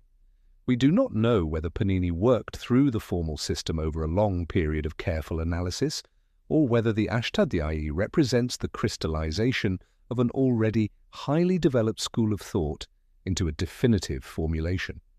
We know only that Panini's grammar has been studied, tested, and argued about for 2,500 years, and that it still works, that sentences generated by its rules are grammatically correct Sanskrit, and that its formal properties continue to interest researchers in fields that did not exist when it was composed. The mysteries of ancient India converge, in the end, on a single extraordinary recognition. The civilizations that built and wrote and carved and computed and observed and analyzed in the Indian subcontinent across 5,000 years of recorded and recoverable history were engaging in systematic intellectual work of a sophistication that the conventional timeline of human knowledge development does not fully accommodate. They were doing things that the mainstream historical narrative said they should not have been able to do, not because the narrative was wrong to be skeptical, but because the physical and textual evidence had not yet been assembled completely enough to make the full picture visible. The picture is still incomplete, but it is more complete than it was 50 years ago, and more complete than it will be 50 years from now. The iron stands in the courtyard, and the microscope that reads its surface composition was not available when the pillar was forged. The caves above the river hold their paintings, and the photogrammetric scanners that can map every square centimeter of their surface in 3 dimensions were not available when the paintings were made. The seals sit in museum cases, and the computational linguistic tools that are being applied to their script were not available when the script was inscribed. The Vedic reciters speak, and the digital recording systems that can preserve every phonetic detail of their performance were not available when the words were first composed. Every generation gets better tools for looking at the evidence. Every generation finds something that the previous generation missed, and the evidence itself, the iron, the stone, the paint, the words, the water channels and the weights and the seals, is still there, patient as it has always been, offering itself to whoever is prepared to look carefully enough and ask the right questions and sit with the uncertainty of not yet knowing until the knowing arrives. It is a remarkable inheritance, it is an open invitation, and tonight, wherever you are, the invitation still stands. The Mysore Palace district in Karnataka holds within its well-documented royal history a mystery that speaks directly to how much ancient Indian technical knowledge was transmitted through practice rather than text, and how completely that knowledge could disappear when the practice stopped. The Tipu Sultan's rockets, manufactured in the late 18th century by the forces of the Kingdom of Mysore, were iron-cased rockets fitted with bamboo guide sticks and capable of being fired in coordinated barrages at enemy formations. The rockets used by Tipu Sultan's army against British East India Company forces were not chemically different from the simple bamboo-cased rockets that Chinese armies had been using for centuries. What made them different was the iron casing. An iron casing, rather than a bamboo or paper tube, can withstand significantly higher internal pressures before rupturing, which means it can contain more propellant and be sealed more tightly to generate higher thrust. A sealed iron tube filled with propellant and ignited at the rear produces a sustained, directional burst that could push the rocket up to 2 kilometers, a range far beyond anything that contemporary European military rockets were achieving. The Mysore rockets were used in massed formations, fired simultaneously from wooden frames, and their psychological effect on enemy formations unaccustomed to such weapons was considerable. British officers who faced them at the battles of Seringapatam wrote about the rockets with a combination of tactical concern and genuine fear that is unusual in the dry reporting of military action. When William Congreve developed the Congreve rocket for the British Army in the early 19th century, the same weapon that inspired the rocket's red glare in the American national anthem, he drew explicitly on the captured Mysore rockets as his technical starting point. He said as much. The Congreve rocket is a direct descendant of the Mysore rocket, scaled up and adapted for British military use. The innovation, the iron casing, the specific geometry of the tube, the method of attaching the guide stick originated in Mysore in a weapons manufacturing tradition whose earlier history we do not fully know. How the Mysore armories arrived at the iron-case design is not documented. The rockets appear in the historical record already sophisticated, already effective, already being manufactured in large quantities, in a tradition that implies decades of development before the weapons appear in the historical accounts of battles. What happened before Hyder Ali, Tipu Sultan's father, established the rocket corps as a formal unit of the Mysore military is not recorded. Whether the iron casing innovation was a Mysorean invention, an adaptation of a technique from another Indian or Asian tradition, or something developed through a long period of trial and error that left no written record, is unknown. The physical rockets survive in museum collections in the United Kingdom and India. The knowledge of how they were designed and what specific manufacturing procedures were used to produce them at scale is gone. Tipu Sultan was killed at the fall of Seringapatam in 1799, and with his death the Mysore rocket corps dissolved. The armories were captured, and their manufacturing techniques were absorbed into the British military program that produced the Congreve rocket. But the Mysorean tradition of rocket development itself ended. The specific knowledge of the workers who had made the rockets, the metallurgy of the iron casing, the propellant mixture, the method of sealing the nozzle, went with the tradition. What the British captured were physical objects that could be analysed and reverse-engineered. They could not capture the tacit knowledge of the craftsmen who had made them because those craftsmen were gone. The rockets are in the museum. The making of them is a mystery.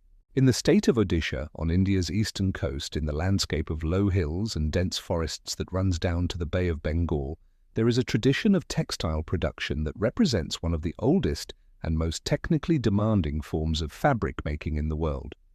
The ikat textiles of Odisha, produced in specific weaving communities whose names are associated with the tradition, particularly the town of Sambalpuri and the Bapali region, are created through a process that reverses the normal logic of fabric production in a way that requires the weaver to plan the finished visual pattern before a single thread has been woven, and to execute that plan through a sequence of steps involving thread binding, dyeing, and weaving that offers no possibility of correction once the sequence has begun. In standard textile dyeing and weaving, the pattern is produced at the weaving stage.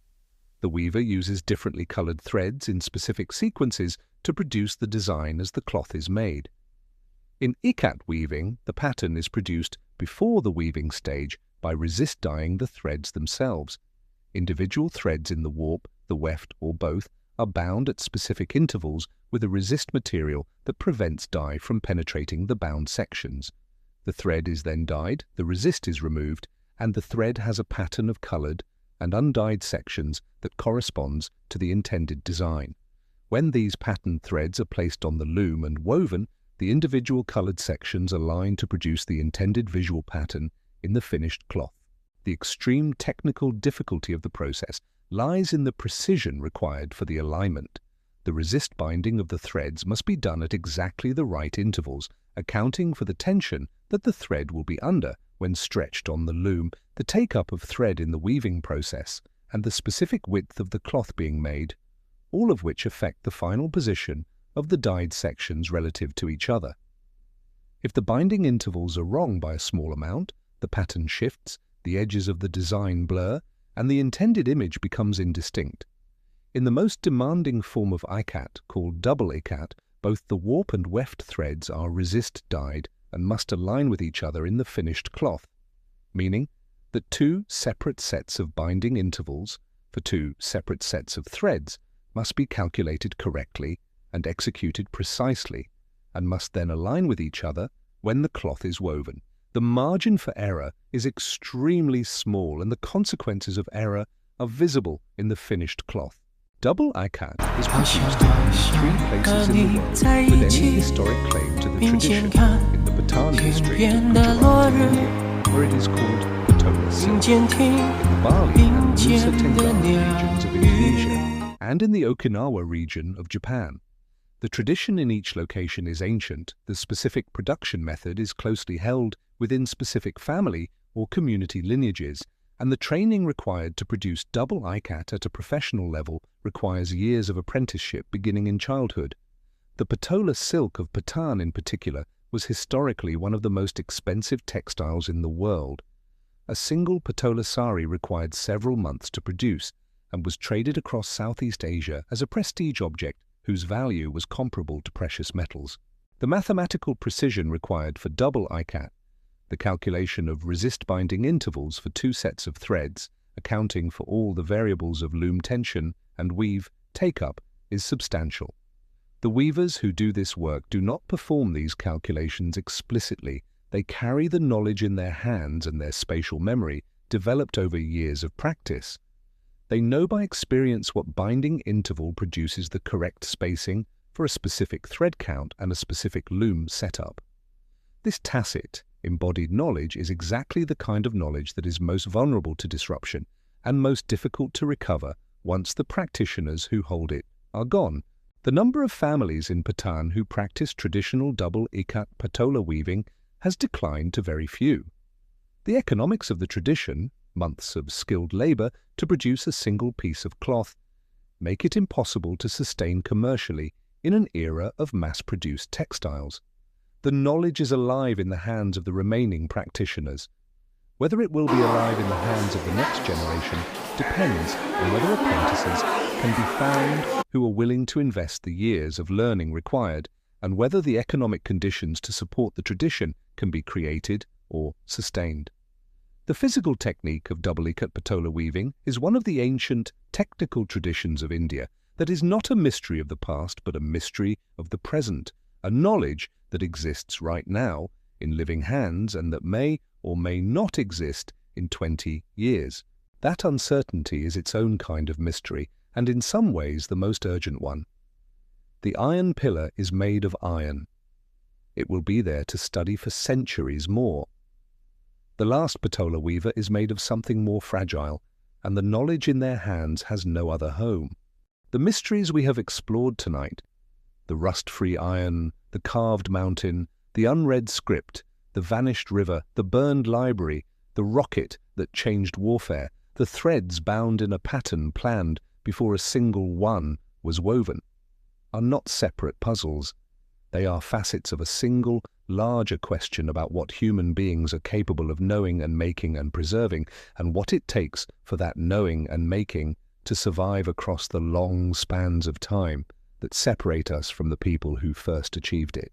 Ancient India achieved extraordinary things. The physical evidence is unambiguous. The pillar stands, the temple is integral, the stepwell holds its water, the astronomical calculations are accurate, the surgical procedures worked, the mathematical grammar generates Sanskrit. These are not interpretations, they are measurements, and measurements do not argue. What remains open is the how, the specific knowledge, the specific processes, the specific traditions of training and transmission that produced these results. That knowledge was real, it was held by real people, and it was lost through the specific vulnerabilities of the institutions that housed it.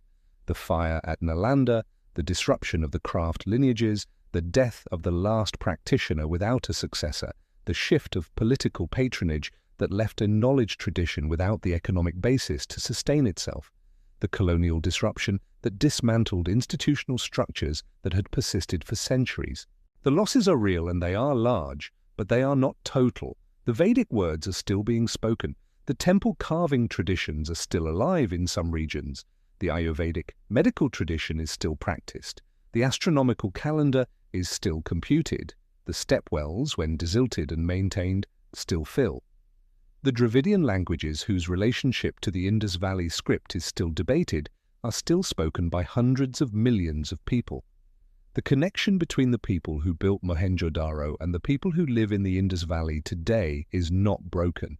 It is attenuated, complicated, disrupted by centuries of migration and conquest and cultural change, but not broken.